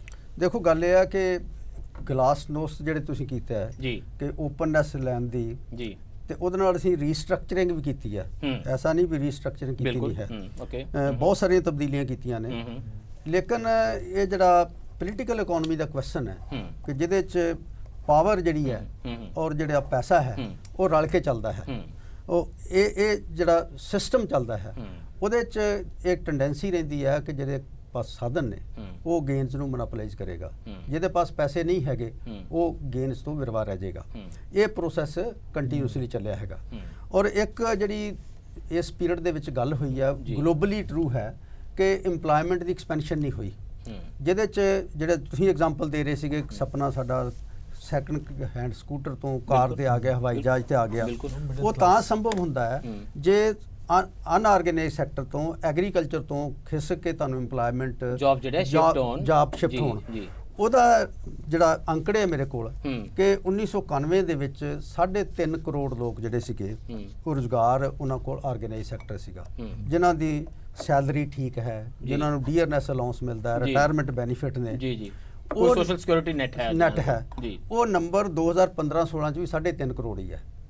ਜਿਹੜੀ ਏਮਪਲੋਇਮੈਂਟ ਦੀ ਐਕਸਪੈਂਸ਼ਨ ਹੈ, ਬਾਕੀ ਠੇਕਾ ਸਿਸਟਮ ਹੈ, ਹਾਇਰ ਐਂਡ ਫਾਇਰ ਨਹੀਂ, ਘੱਟ ਵੇਜਸ ਦੇ ਉੱਤੇ। ਦੂਜੀ ਪ੍ਰੋਬਲਮ ਹੈ ਕਿ ਉਹਦੇ ਚ ਵੇਜ ਰਿਵੀਜ਼ਨ ਨਹੀਂ ਹੁੰਦਾ, ਵੇਜ ਰਿਵੀਜ਼ਨ ਨਹੀਂ ਹੈ, ਮੈਡੀਕਲ ਬੈਨੀਫਿਟਸ ਨਹੀਂ ਹੈ, ਕੋਈ ਸੋਸ਼ਲ ਸਿਕਿਉਰਿਟੀ ਨੈਟ ਨਹੀਂ ਹੈ, ਪੈਨਸ਼ਨ ਨਹੀਂ ਹੈ, ਕੱਲ ਨੂੰ ਰਿਟਾਇਰ ਹੋ ਜਾਓ, ਇਨਫਲੇਸ਼ਨ ਦੀ ਕੰਪਨਸੇਸ਼ਨ ਨਹੀਂ ਹੈ। ਸੋ ਤੁਹਾਨੂੰ ਲੱਗਦਾ ਜਿਹੜਾ ਨੈਕਸਟ ਸਟੈਪਸ ਜਿਹੜੇ ਹੋਣਗੇ, ਮੇਕਿੰਗ ਗਵਰਨਮੈਂਟ ਅਕਾਊਂਟੇਬਲ, ਨਹੀਂ ਸਰਕਾਰ ਦੀ ਦੇਖੋ, ਜਿਹੜੀ ਇੱਕ ਮੈਂ ਇੱਥੇ ਲਿਆਉਣਾ ਚਾਹੂੰਗਾ ਇਸ ਮੌਕੇ ਤੇ ਅਰਜਨ ਸੇਨ ਗੁਪਤਾ ਕਮੇਟੀ ਦੀ ਰਿਪੋਰਟ ਜੀ, ਉਹਨਾਂ ਨੇ ਕਿਹਾ ਸੀਗਾ ਕਿ ਜੇ ਤੁਸੀਂ ਇਸ ਸਿਸਟਮ ਨੂੰ ਠੀਕ ਰੱਖਣਾ ਹੈਗਾ ਤਾਂ ਜਿਹੜਾ ਅਨਆਰਗੇਨਾਈਜ਼ ਸੈਕਟਰ ਹੈ ਉਹਨੂੰ wide spread social security system ਦੇਣਾ ਚਾਹੀਦਾ, ਪ੍ਰੋਟੈਕਸ਼ਨ ਦੇਣੀ ਚਾਹੀਦੀ। ਸੋ ਹਰ ਵਿਅਕਤੀ ਨੂੰ ਕਿਤੇ ਨਾ ਕਿਤੇ ਕੋਈ ਨਾ ਕੋਈ ਸਹਾਰਾ ਠੁੰਮਣਾ ਹੋਵੇ। ਜੇ ਰਿਕਸ਼ੇ ਵਾਲਾ ਕੱਲ 4-10 ਦਿਨ ਰਿਕਸ਼ਾ ਨਹੀਂ ਚਲਾ ਸਕਦਾ ਤੇ ਉਹਨੂੰ ਕੋਈ ਸਹਾਰਾ ਹੋਵੇ ਨਹੀਂ ਕਿ ਉਹ ਭੁੱਖੋਂ ਨਾ ਮਰੇ। ਉਹਨਾਂ ਨੇ 2-3 ਗੱਲਾਂ ਮਿਨੀਮਮ ਲੈਵਲ ਤੇ ਸੁਜੈਸਟ ਕੀਤੀਆਂ ਸੀ। ਆਈ ਵਾਸ ਮੈਂਬਰ ਆਫ ਸਰਟਨ ਪੈਨਲਸ ਦੇ, ਯੂਨੀਵਰਸਲ ਪੈਨਸ਼ਨ ਦੀ ਗੱਲ ਇੱਕ ਉਹਨਾਂ ਨੇ ਕਿਹਾ ਸੀਗਾ ਕਿ ਹਰ ਬੰਦਾ ਜਿਹੜਾ ਹੈਗਾ ਉਹਨੂੰ ਮਿਨੀਮਮ ਇਨਕਮ ਇਨਸ਼ੋਰ, ਠੀਕ ਹੈ। ਦੂਸਰਾ ਹੈ ਕਿ 올ਡ ਏਜ ਦੇ ਵਿੱਚ ਪੈਨਸ਼ਨ ਸਿਸਟਮ ਹੋਵੇ। ਤੀਸਰਾ ਹੈ ਕਿ ਹੈਲਥ ਜਿਹੜੀ ਹੈ ਕਿ ਬਿਮਾਰ ਹੁੰਦਾ ਬੰਦਾ ਐਜ਼ ਐਡਵਾਂਸ ਕਰਦੇ ਤੁਸੀਂ ਏਜ ਦੇ ਵਿੱਚ ਬਿਮਾਰੀਆਂ ਤੁਹਾਨੂੰ ਘੇਰਦੀਆਂ ਨੇ ਤੇ ਉਹਨੂੰ ਜਿਹੜਾ ਪਤਾ ਵੀ ਮਿਨੀਮਮ ਇਨਕਮ ਦੀਆਂ ਪ੍ਰਪੋਜ਼ਲ ਜਿਹੜੀਆਂ ਸਕੈਂਡੀਨੇਵੀਅਨ ਕੰਟਰੀਜ਼ ਵਿੱਚ ਵੀ ਲੋਕ ਰੈਫਰੈਂਡਮ ਰਾਹੀਂ ਰੱਦ ਕਰ ਰਹੇ ਨੇ। ਸਵਿਟਜ਼ਰਲੈਂਡ ਨੇ ਰਿਜੈਕਟ ਕਰ ਦਿੱਤੀ ਹੈ। ਨਹੀਂ, ਉਹ 250 ਫਰੈਂਕ ਹਰ ਹਫਤੇ ਉਹਨਾਂ ਦੀ ਪ੍ਰਪੋਜ਼ਲ ਸੀ ਕਿ ਮਿਨੀਮਮ ਇਨਕਮ। ਇੱਕ ਹੋਰ ਤੁਸੀਂ ਹੁਣ ਕਿਸਾਨ ਦੀ ਮਿਨੀਮਮ ਇਨਕਮ ਦੀ ਡਿਮਾਂਡ ਕਰ ਰਹੇ ਹੋ। ਇੱਕ ਹੋਰ ਇਸ ਪੀਰੀਅਡ ਦੇ ਵਿੱਚ ਗੱਲ ਹੋਈ ਹੈ, globally this is true, ILO ਦੇ ਅੰਕੜੇ ਵੀ ਇਸ ਗੱਲ ਨੂੰ ਦੱਸਦੇ ਨੇ ਜੀ ਕਿ ਜਿਹੜੀ ਇਸ ਪੀਰੀਅਡ ਦੇ ਵਿੱਚ ਗਲੋਬਲੀ ਟੈਕਨੋਲੋਜੀ ਨੇ ਬਹੁਤ ਸਾਰੀ ਵਰਕਫੋਰਸ ਨੂੰ ਰਿਪਲੇਸ ਕੀਤਾ ਹੈ ਕਿ ਹਰ ਕੰਮ ਜਿਹੜਾ ਕੈਪੀਟਲ ਇੰਟੈਂਸਿਵ ਹੋ ਗਿਆ। ਤੁਸੀਂ ਰੋਡ ਕੰਸਟਰਕਸ਼ਨ ਦੇਖੋ, ਅੱਜ ਤੋਂ 25 ਸਾਲ ਪਹਿਲਾਂ ਸਾਰਾ ਮੈਨੂਅਲ ਸੀਗਾ, ਹੁਣ ਸਾਰਾ ਮੈਕਨਾਈਜ਼ਡ ਹੈ, ਸਪੈਸ਼ਲ ਸਕਿੱਲਸ ਇੰਪਾਰਟ ਕੀਤੇ ਜਾ ਰਹੇ ਨੇ। ਤਾਂ ਇਸ ਕਰਕੇ ਜਿਹੜੀ ਰੁਜ਼ਗਾਰ ਦਾ ਐਕਸਪੈਂਸ਼ਨ ਨਾ ਹੋਣਾ ਤੇ ਦੂਜਾ ਕੁਆਲਿਟੀ ਆਫ ਏਮਪਲੋਇਮੈਂਟ ਡਿਕਲਾਈਨ ਕਰਨਾ। ਫੈਕਟ ਰਿਮੇਨਸ ਕਿ ਗਰੀਬੀ ਘਟੀ ਹੈ, ਅੱਧੀ ਰਹਿ ਗਈ ਹੈ। ਹਾਂ, ਗਰੀਬੀ ਕਮ ਹੈ। ਕੀ ਇਹ ਬਹੁਤ ਵੱਡੀ ਅਚੀਵਮੈਂਟ ਨਹੀਂ ਹੈ?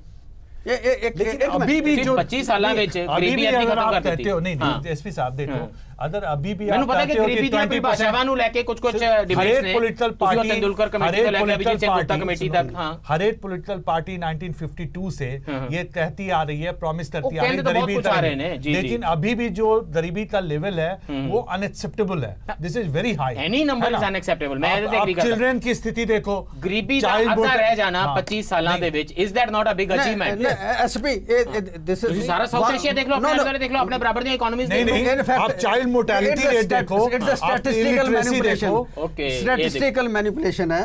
ਤੁਸੀਂ ਜਿਹੜੀ ਗਰੀਬੀ ਰੇਖਾ ਦੀ ਡੈਫੀਨੇਸ਼ਨ ਤੁਸੀਂ ਕਹਿੰਦੇ ਅੰਕੜਿਆਂ 'ਚ ਹੇਰ-ਫੇਰ ਹੈ। ਬਿਲਕੁਲ ਬਿਲकुल। मैं भी इनको सविता जी कैसे? हाँ, ये अंकड़ियां 'ਚ ਹੇਰ-ਫੇਰ ਨਾਲ ਗਰੀਬੀ ਕਿੱਦਾਂ ਘੱਟ ਹੁੰਦੀ?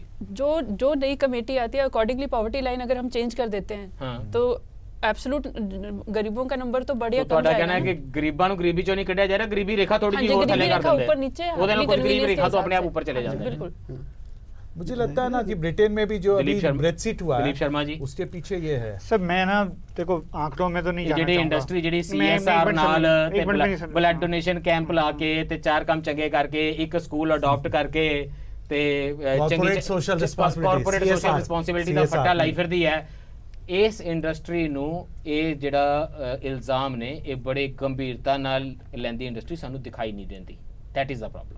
ਨਹੀਂ ਸਰ, ਪਹਿਲਾਂ ਤਾਂ ਮੈਂ ਜਿਹੜੀ ਆਪਣੀ ਡਿਸਕਸ਼ਨ ਹੋ ਰਹੀ it was on the economic reforms and the benefit what we see whether it has been beneficial, what I understand is the agenda of our discussion ਕਿ ਜਿਹੜਾ ਸਰ ਜਾਣਦਾ ਜੀ, ਜਦੋਂ ਮੇਰੇ ਮੁੰਡੇ ਕੁੜੀਆਂ ਜਵਾਨ ਡਿਗਰੀਆਂ ਲੈ ਕੇ ਤੇ ਪਾਣੀ ਦੀਆਂ ਟੈਂਕੀਆਂ ਤੇ ਚੜ੍ਹ ਕੇ ਨੌਕਰੀਆਂ ਮੰਗਦੇ ਨੇ ਨਾ, ਤੇ ਉਹ ਇਕਨੋਮਿਕ ਰਿਫਾਰਮਸ ਦਾ ਨਤੀਜਾ ਹੈ ਤੇ ਤੁਸੀਂ ਉਹਦੇ ਲਈ ਜਵਾਬ ਦਿਓ। ਨਹੀਂ ਸਰ, ਉਹੀ ਮੈਂ ਮੇਰੇ ਬੱਚਿਆਂ ਦਾ ਐਡਰੈਸ ਪਾਣੀ ਦੀ ਟੈਂਕੀ ਤੇ ਚੜ੍ਹਨਾ ਨਹੀਂ ਸੀ। ਨਹੀਂ, ਪਰ ਜੇ ਅੱਜ ਤੱਕ 25 ਸਾਲ ਪਹਿਲਾਂ ਜਦ ਓਪਰਚੁਨਿਟੀ ਨਹੀਂ ਸੀਗੀ, ਜੇ ਅੱਜ ਜਿੰਨੀ ਓਪਰਚੁਨਿਟੀਜ਼ ਅਵੇਲੇਬਲ ਹੈਗੀ, ਉਹ ਪੁੱਛ ਰਹੇ ਨੇ ਕਿ ਸਾਹਿਬ ਕਿੱਥੇ ਨੇ ਓਪਰਚੁਨਿਟੀਜ਼, ਕਿੱਥੇ ਨੇ ਰੋਜ਼ਗਾਰ? ਮੈਂ ਉਹਨਾਂ ਦੀ ਗੱਲ ਤਾਂ ਜੇ ਆਪਾਂ ਜੀਡੀਪੀ ਬੜੀ ਹੈ, ਪਰ ਜੀਡੀਪੀ ਖਾਦੀ ਨਹੀਂ ਨਾ ਜਾਂਦੀ ਜੀ। ਤੁਸੀਂ ਗਰੀਬ ਆਦਮੀ ਕੀ ਕਹੋਗੇ? ਜੀਡੀਪੀ ਵੱਧ ਗਈ ਹੈ, ਥੋੜੀ ਜੀ ਖਾ ਲਓ।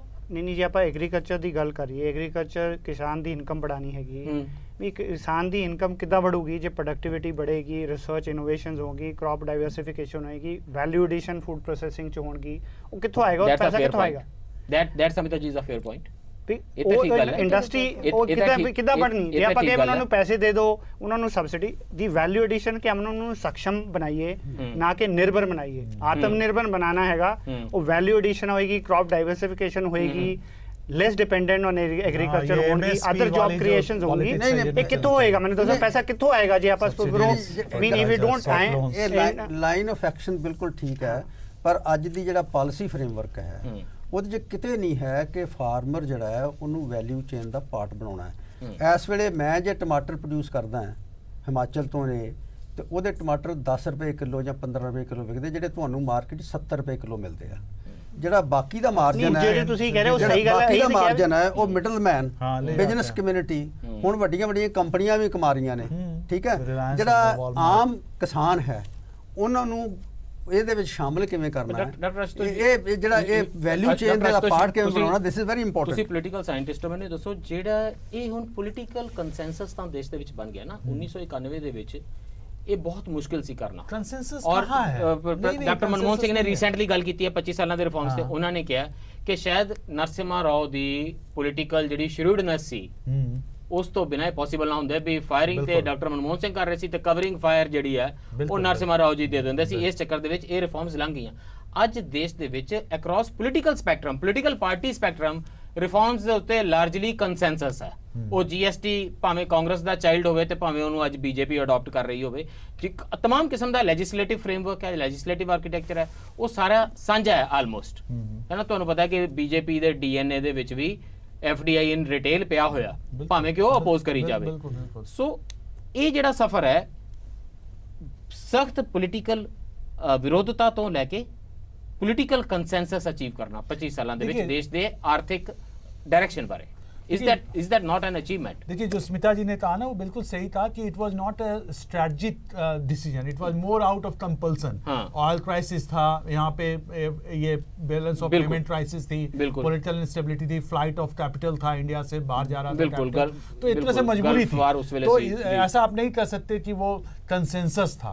इट वाज बेसिकली वहां पे जो आप कह रहे हो नरसिम्हा राव का रोल बनता है। नरसिम्हा राव ने पॉलिटिकल बैकिंग दी तभी जाकर ये हुआ। पर ਅੱਜ ਤੇ ਤੁਹਾਡੇ ਬਹੁਤ ਸਾਰੇ ਜੇ ਤੁਸੀਂ ਡਾਈ ਹਾਰਡ ਮਾਰਕਸਿਸਟ ਜਿਹੜੇ ਬਨੀਸ਼ੰਕਰ ਆਇਰ ਵਰਗੇ ਨੇ ਉਹਨਾਂ ਨੂੰ ਛੱਡ ਦਿਓ ਤੇ ਅੱਜ ਤੇ ਜੈਰਾਮ ਰਮੇਸ਼ ਵੀ ਰਿਫਾਰਮਿਸਟ नहीं, मणिशंकर अय्यर तो लास्ट नेहरूवियन है, he says I am the last liberal, उन्होंने उनका कहना है। नहीं ਹੁਣ ਜੈਰਾਮ रमेश ਤੇ कन्वर्टेड ने ना, ये तो कन्वर्ट हम लोग देखिए हम लोग वापस तो नहीं मुड़ के जा सकते ना, मुड़ के तो नहीं जा सकते।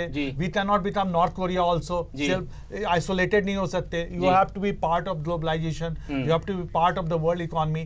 आज देखो ये जो दिल साहब ने जो उठाया ना, ये तो है ही कि लेबर मार्केट लेबर इंटेंसिव नहीं रह गया, अब कैपिटल इंटेंसिव है। ब्रेक्सिट देख लो, ब्रिटेन में आज क्या हो रहा है, जॉब के लिए वहां भी प्रॉब्लम है, इनफैक्ट वेस्टर्न कंट्रीज में भी प्रॉब्लम है। आप डिमांड क्यों नहीं देते? डिमांड कितनी बढ़ रही है, इंडिया की पॉपुलेशन कितनी बढ़ती जा रही है, nobody is thinking about that. वो भी तो आपको देखना चाहिए ना।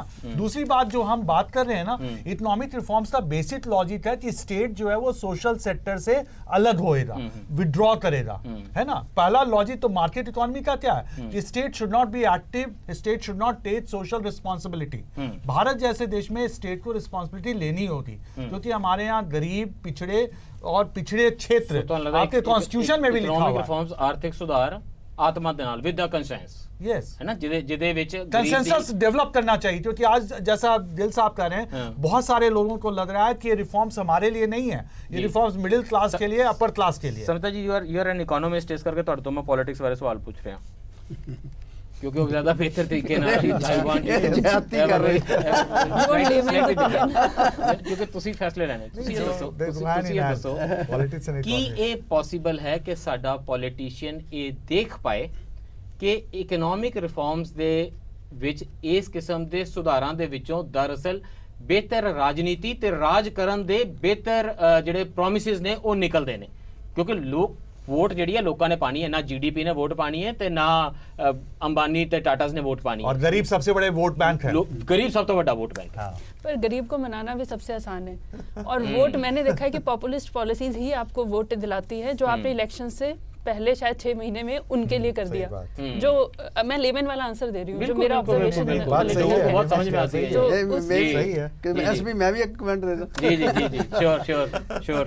ਦੇਖੋ ਜਿਹੜੇ ਐਨਲਾਈਟਨਡ ਸੈਲਫ ਇੰਟਰਸਟ ਹੈ ਜੀ ਕੈਪੀਟਲ ਸਿਸਟਮ ਦੇ ਜੀ, ਉਹ ਇਹ ਡਿਮਾਂਡ ਕਰਦੇ ਆ ਕਿ ਉਹਨਾਂ ਨੂੰ ਪ੍ਰੋਸਪੈਰਿਟੀ ਕਾਮਨ ਬੰਦੇ ਨਾਲ ਸ਼ੇਅਰ ਕਰਨੀ ਚਾਹੀਦੀ ਹੈ। ਅਦਰਵਾਈਜ਼ ਮੁਲਕ ਵਿੱਚ ਉਹ ਹੋਏਗਾ ਜਿਹੜੇ Instability ਆਏਗੀ। 200 ਡਿਸਟ੍ਰਿਕਟਸ ਜਿਹੜੇ ਨੇ ਡਿਸਟਰਬਡ ਨੇ ਇਸ ਵੇਲੇ ਹਿੰਦੁਸਤਾਨ 'ਚ। ਸੋ ਜੇ ਤੁਸੀਂ ਇੱਕ ਪੀਸਫੁਲ ਸਿਸਟਮ ਰੱਖਣਾ ਹੈ ਜੀ ਤੇ ਗਰੀਬਾਂ ਨਾਲ ਪ੍ਰੋਸਪੈਰਿਟੀ ਸ਼ੇਅਰ ਕਰਨੀ ਡਾਕਟਰ ਚਾਹੀਦੀ ਤੁਹਾਨੂੰ ਲੱਗਦਾ ਹੈ ਜਿਹੜੀ ਵਜ਼ਾਰਤੀ ਫੇਰ ਬਦਲ ਹੋਏ ਨੇ ਹੁਣੇ, ਹੈ ਨਾ, ਇਹਨਾਂ ਸਾਰੇ ਦੇ ਲੋਕ ਇਹ ਕਹਿ ਰਹੇ ਨੇ ਕਿ ਇਹ ਵੀ ਤਾਂ ਜਿਹੜੀਆਂ ਕੰਟੀਨਿਊਇੰਗ ਇਕਨੋਮਿਕ ਰਿਫਾਰਮਸ ਦਾ ਪਾਰਟ ਨੇ ਕਿ ਤੁਸੀਂ ਮਿਨਿਸਟਰੀਜ਼ ਨੂੰ ਕੰਸੋਲੀਡੇਟ ਕਰ ਰਹੇ ਹੋ। ਅੱਜ ਪੀਯੂਸ਼ ਗੋਇਲ ਜੀ ਕੋਲ ਪਾਵਰ ਵੀ ਹੈ, ਕੋਲ ਵੀ ਹੈ, ਸਟੀਲ ਵੀ ਹੈ, ਮਾइनिंग ਦੇ ਵੀ इंडिपेंडेंट चार्ज तो मैक्सिमम गवर्नमेंट हो रही है ना, मैक्सिमम गवर्नेंस नहीं हो रहा है, मैक्सिमम गवर्नमेंट हो रही है। मुझे लगता है 87 ब्लोटेड कैबिनेट हो गई है, 84 मिनिस्टर हो चुके हैं। पर ਤੁਸੀਂ ਇਹ ਦੇਖੋ ਕਿ ਇਸ ਗੱਲ ਦੇ ਉੱਤੇ ਫੋਕਸ ਹੈ ਕਿ finance minister full time job ਹੈ, ਉਹ ਫਾਈਨੈਂਸ ਮਿਨਿਸਟਰ ਦਾ ਕੰਮ ਕਰੇਗਾ। ਜਿਹੜੇ ਲੋਕ ਕਿਉਂਕਿ ਰਿਫਾਰਮਸ ਦਾ ਇੱਕ ਹਿੱਸਾ ਇਹ ਵੀ ਹੈ, ਜਿਵੇਂ ਨਰਸਿਮਹਾ ਰਾਓ ਜੀ ਨੇ ਉਸ ਵੇਲੇ ਕਵਰਿੰਗ ਫਾਇਰ ਦਿੱਤੀ ਸੀ, ਹੁਣ ਰਿਫਾਰਮਸ ਦਾ ਇਹ ਵੀ ਹਿੱਸਾ ਹੈ ਕਿ ਤੁਸੀਂ ਕਾਸਟ ਤੇ ਰਿਫਾਰਮਸ ਨੂੰ ਬੈਲੈਂਸ ਕਰਕੇ ਚੱਲੋਗੇ, ਕਿਉਂਕਿ ਤੁਸੀਂ ਯੂਪੀ ਤੇ ਗੁਜਰਾਤ ਵਿੱਚ ਇਲੈਕਸ਼ਨਾਂ ਵੀ ਜਿੱਤੀਆਂ ਨੇ ਤੇ ਤੁਸੀਂ ਆਪਣਾ ਏਜੰਡਾ ਵੀ ਅੱਗੇ ਲੈ ਕੇ ਜਾਣਾ। ਸੋ ਤੁਹਾਨੂੰ ਲੱਗਦਾ there are new things in economic reforms ਜਿਹੜੀਆਂ ਅਸੀਂ ਸਿੱਖ ਰਹੇ ਹਾਂ कि ये भी हम सिखाया जाए कि नाल पॉलिटिक्स रिफॉर्म्स के नाल किवें चलनी है। भारत जैसे देश में जहाँ इतनी गरीबी है और जहाँ गरीब सबसे बड़े वोट बैंक हैं, जहाँ inflation is a political issue, हमारे यहाँ इन्फ्लेशन थोड़ा सा ब्राजील तरह हो जाए सरकार गिर जाती है, प्याज का रेट बढ़ जाए इलेक्शन का फैसला हो जाता है, तो उसमें तो सरकार को it has to be on its toes. Cost efficiency balancing जेडी कीती है मोदी साहब ने, लोग कह रहे हैं कि कास्ट ते एफिशिएंसी दी बैलेंसिंग कीती है। Politics and economy go hand in hand. 25 साल बाद ये रिफॉर्म्स ਜਿਹੜੀਆਂ ਨੇ ਅਸੀਂ ਹੁਣ ਪੋਲੀਟੀਕਲੀ ਮੈਨੇਜ ਵੀ ਕਰਨਾ ਸਿੱਖ ਗਏ ਆ ਰਿਫਾਰਮਸ ਨੂੰ। इट हैज टू कि बी मैनेज्ड। एक बिल कांग्रेस लाएगी, थोड़ा बहुत झगड़ा करके फिर वो बीजेपी ਦੇ ਰਾਜ ਵਿੱਚ ਪਾਸ ਹੋ जितनी भी ਜਾਏਗਾ। सरकारें आई हैं reforms have continued, reforms have continued. ਬਿਲਕੁਲ। ਤੇ ਲੋਕਾਂ ਦੇ ਹੱਥ ਵਿੱਚ ਰਿਮੋਟ ਵੀ ਹੈ ਤੇ ਉਹਨਾਂ ਨੂੰ ਇਹ ਪਤਾ ਕਿ ਇਹ ਰਿਮੋਟ ਰਿਫਾਰਮਸ ਤੋਂ ਪਹਿਲਾਂ ਨਹੀਂ ਸੀ ਹੁੰਦਾ, ਤੇ ਉਸ ਵੇਲੇ ਕੱਲਾ ਸ਼ਾਮ ਨੂੰ ਵੇਟ ਕਰਦੇ ਸੀ 5:30 ਵਜੇ ਐਂਟੀਨਾ ਹਿਲਾ ਹਿਲੂ ਕੇ ਕਿ ਦੂਰਦਰਸ਼ਨ ਆ ਜਾਵੇ ਤੇ ਉਹਦੇ ਤੇ ਖਬਰਾਂ ਆਉਂਦੀਆਂ ਸੀਗੀਆਂ। ਤੇ ਹੁਣ ਉਹਨਾਂ ਦੀ ਸ਼ਿਕਾਇਤ ਇਹ ਹੈ ਵੀ 1000 ਚੈਨਲ ਹੋ ਗਿਆ ਦੇਸ਼ ਦੇ ਵਿੱਚ, ਇੰਨੀਆਂ ਚੈਨਲਾਂ ਤੋਂ ਖਬਰਾਂ ਦੇਖ ਸਕਦੇ ਨੇ ਤੇ ਫਿਰ ਵੀ ਰਿਮੋਟ ਵਰਤ ਲੈਂਦੇ ਨੇ ਕਿਉਂਕਿ ਉਹਨਾਂ ਨੂੰ ਪਤਾ ਹੈ ਖਬਰ ਕੋਈ ਨਹੀਂ ਆਂਦੀ ਅਸਲੀ। ਜਿਹੜੀ ਮੀਡੀਆ ਦੀ ਜਿਹੜੀ ਰਿਪਰੈਜ਼ੈਂਟੇਸ਼ਨ ਹੈ ਜਿਸਨੇ ਲੈ ਕੇ ਜਾਣਾ ਸੀ ਇਸ ਸਭ ਨੂੰ ਲੋਕਾਂ ਤੱਕ, ਤੇ ਉਹ ਉਹਨਾਂ ਦਾ ਇਹ ਕਹਿਣਾ ਵੀ ਬਦਲਿਆ ਤੇ ਫਿਰ ਕੁਝ ਵੀ ਨਹੀਂ। ਜੇ ਉਹ ਮੀਡੀਆ ਨੇ ਫੈਸਲਾ ਕਰ ਲਿਆ ਨਾ ਕਿ ਕੀ ਰਿਪੋਰਟ ਕਰਨਾ ਤੇ ਕੀ ਰਿਪੋਰਟ ਨਹੀਂ ਕਰਨਾ। ਸੋ ਇਹ media is becoming part of it. ਮੈਂ ਸਮਝਦਾ ਕਿ ਜਿਹੜੀ ਸਹੀ ਤਸਵੀਰ ਜੇ ਨਹੀਂ ਮੁਲਕ ਦੇ ਸਾਹਮਣੇ ਪੇਸ਼ ਕਰਦੇ ਤਾਂ ਜਿਹੜੀਆਂ ਪਾਲਿਸੀ ਵਿੱਚ ਬੈਲੈਂਸ ਨਹੀਂ ਵਰਕਆਊਟ ਹੋ ਸਕਦਾ। ਚੀਜ਼ਾਂ ਨੇ ਡਾਕਟਰ ਸਾਹਿਬ ਦੇਸ਼ ਦਾ ਚਿਹਰਾ ਮੋਹਰਾ ਤਾਂ ਬਦਲਿਆ, ਮੇਰੇ ਕੋਲ ਬਿਲਕੁਲ ਸਮਾਂ ਖਤਮ ਹੈ। ਦੇਸ਼ ਦਾ ਚਿਹਰਾ ਮੋਹਰਾ ਤਾਂ ਬਦਲ ਗਿਆ। ਉਸ ਵੇਲੇ ਇਕਨੋਮਿਕ ਰਿਫਾਰਮਸ ਨੂੰ ਡਿਫਾਈਨ ਕਰਦੇ ਸੀ ਕਿ ਦੇਖੋ ਜੀ ਕੋਕਾ ਕੋਲਾ ਵਾਪਸ ਆ ਜਾਏਗੀ ਤੇ ਨਾ, ਤੇ ਤੁਸੀਂ ਦੁਕਾਨ ਤੋਂ ਜਾ ਕੇ ਕੋਕਾ ਕੋਲਾ ਪੀ ਸਕੋਗੇ। ਇਸ ਦਾ ਮਤਲਬ ਹੋਏਗਾ ਅੱਜ ਤੁਸੀਂ ਮਾਲ ਵਿੱਚ ਜਾਂਦੇ ਹੋ, ਫਲਾਈਓਵਰ ਤੋਂ ਉੱਡਦੇ ਜਾਂਦੇ ਹੋ, ਜਹਾਜ਼ਾਂ ਵਿੱਚ ਜਾਂਦੇ ਹੋ, ਕੁਆਲਿਟੀ ਬੜੇ ਜੀ ਔਰ तमाम ਤਰ੍ਹਾਂ ਦੇ ਕੋਕਾ ਕੋਲਾ ਪੀ ਸਕਦੇ ਹੋ, तमाम ਤਰ੍ਹਾਂ ਦੇ ਚੈਨਲ ਦੇਖ ਸਕਦੇ ਹੋ। ਤੇ ਨੱਚਦਾ ਟੱਪਦਾ ਭਾਰਤ ਦੇਖਣ ਲਈ ਤੁਹਾਡੇ ਕੋਲ 1000 ਦੇ ਆਸ-ਪਾਸ ਚੈਨਲ ਨੇ। ਦੂਸਰਾ ਤਰੀਕਾ ਤੁਸੀਂ ਆਪਣੇ ਆਲੇ ਦੁਆਲੇ ਨਜ਼ਰ ਮਾਰ ਕੇ ਇਹ ਵੀ ਦੇਖ ਸਕਦੇ ਹੋ ਕਿ ਪਾਣੀ ਦੀਆਂ ਟੈਂਕੀਆਂ ਤੇ ਚੜੇ ਲੋਕ, ਕਿਸਾਨ ਆਤਮ ਹੱਤਿਆ ਕਰਦੇ, ਤੁਹਾਡੇ ਖੇਤਾਂ ਦਾ ਹਾਲ ਤੇ ਦੇਸ਼ ਦਾ 1/3 ਹਿੱਸਾ ਜੇ ਡਰਾਊਟ ਦੇ ਵਿੱਚ, ਸੋਕੇ ਦੇ ਵਿੱਚ ਹੋਵੇ ਤਾਂ ਵੀ ਖਬਰਾਂ ਉਦੋਂ ਹੀ ਬਣਦੀਆਂ ਜਦੋਂ ਸੁਪਰੀਮ ਕੋਰਟ ਕੁਝ ਕਹਿ ਦਿੰਦੀ ਹੈ ਤੇ ਫਿਰ ਉਨੀ ਛੇਤੀ ਨਾਲ ਹੀ ਮਾਨਸੂਨ ਤੋਂ ਪਹਿਲਾਂ ਖਬਰਾਂ ਗਾਇਬ ਵੀ ਹੋ ਜਾਂਦੀਆਂ ਨੇ। 25 ਸਾਲਾਂ ਦੇ ਇਕਨੋਮਿਕ ਰਿਫਾਰਮਸ ਦਾ ਜਨਮ ਦਿਨ ਮਨਾਉਂਦਿਆਂ ਉਹਨਾਂ ਸਾਰਿਆਂ ਨੂੰ ਯਾਦ ਕਰਦਿਆਂ ਜਿਨ੍ਹਾਂ ਨੇ ਆਤਮ ਹੱਤਿਆਵਾਂ ਕੀਤੀਆਂ, ਸਬਸਿਡੀਆਂ ਤੇ ਇਨਸੈਂਟਿਵਸ ਦੇ ਵਿਚਕਾਰਲੇ ਫਰਕ ਨੂੰ ਸਮਝਦਿਆਂ ਜੇ ਇਹਨਾਂ ਰਿਫਾਰਮਸ ਨੂੰ ਸਮਝਾਂਗੇ ਤਾਂ ਸ਼ਾਇਦ ਦੇਸ਼ ਦਾ ਆਰਥਿਕ ਸਫ਼ਰ ਇਸ ਤੋਂ ਅੱਗੇ ਚੰਗੇਰਾ ਚੱਲੇ, ਨਹੀਂ ਤੇ ਕਿੱਥੋਂ ਲਿਆਵਾਂਗੇ ਉਹ ਚਿਹਰਾ ਜਿਹਦੇ ਨਾਲ ਤੁਹਾਨੂੰ ਕਹਿਣਾ ਹੋਵੇਗਾ ਹਰ ਹਫ਼ਤੇ ਜੈ ਹਿੰਦ।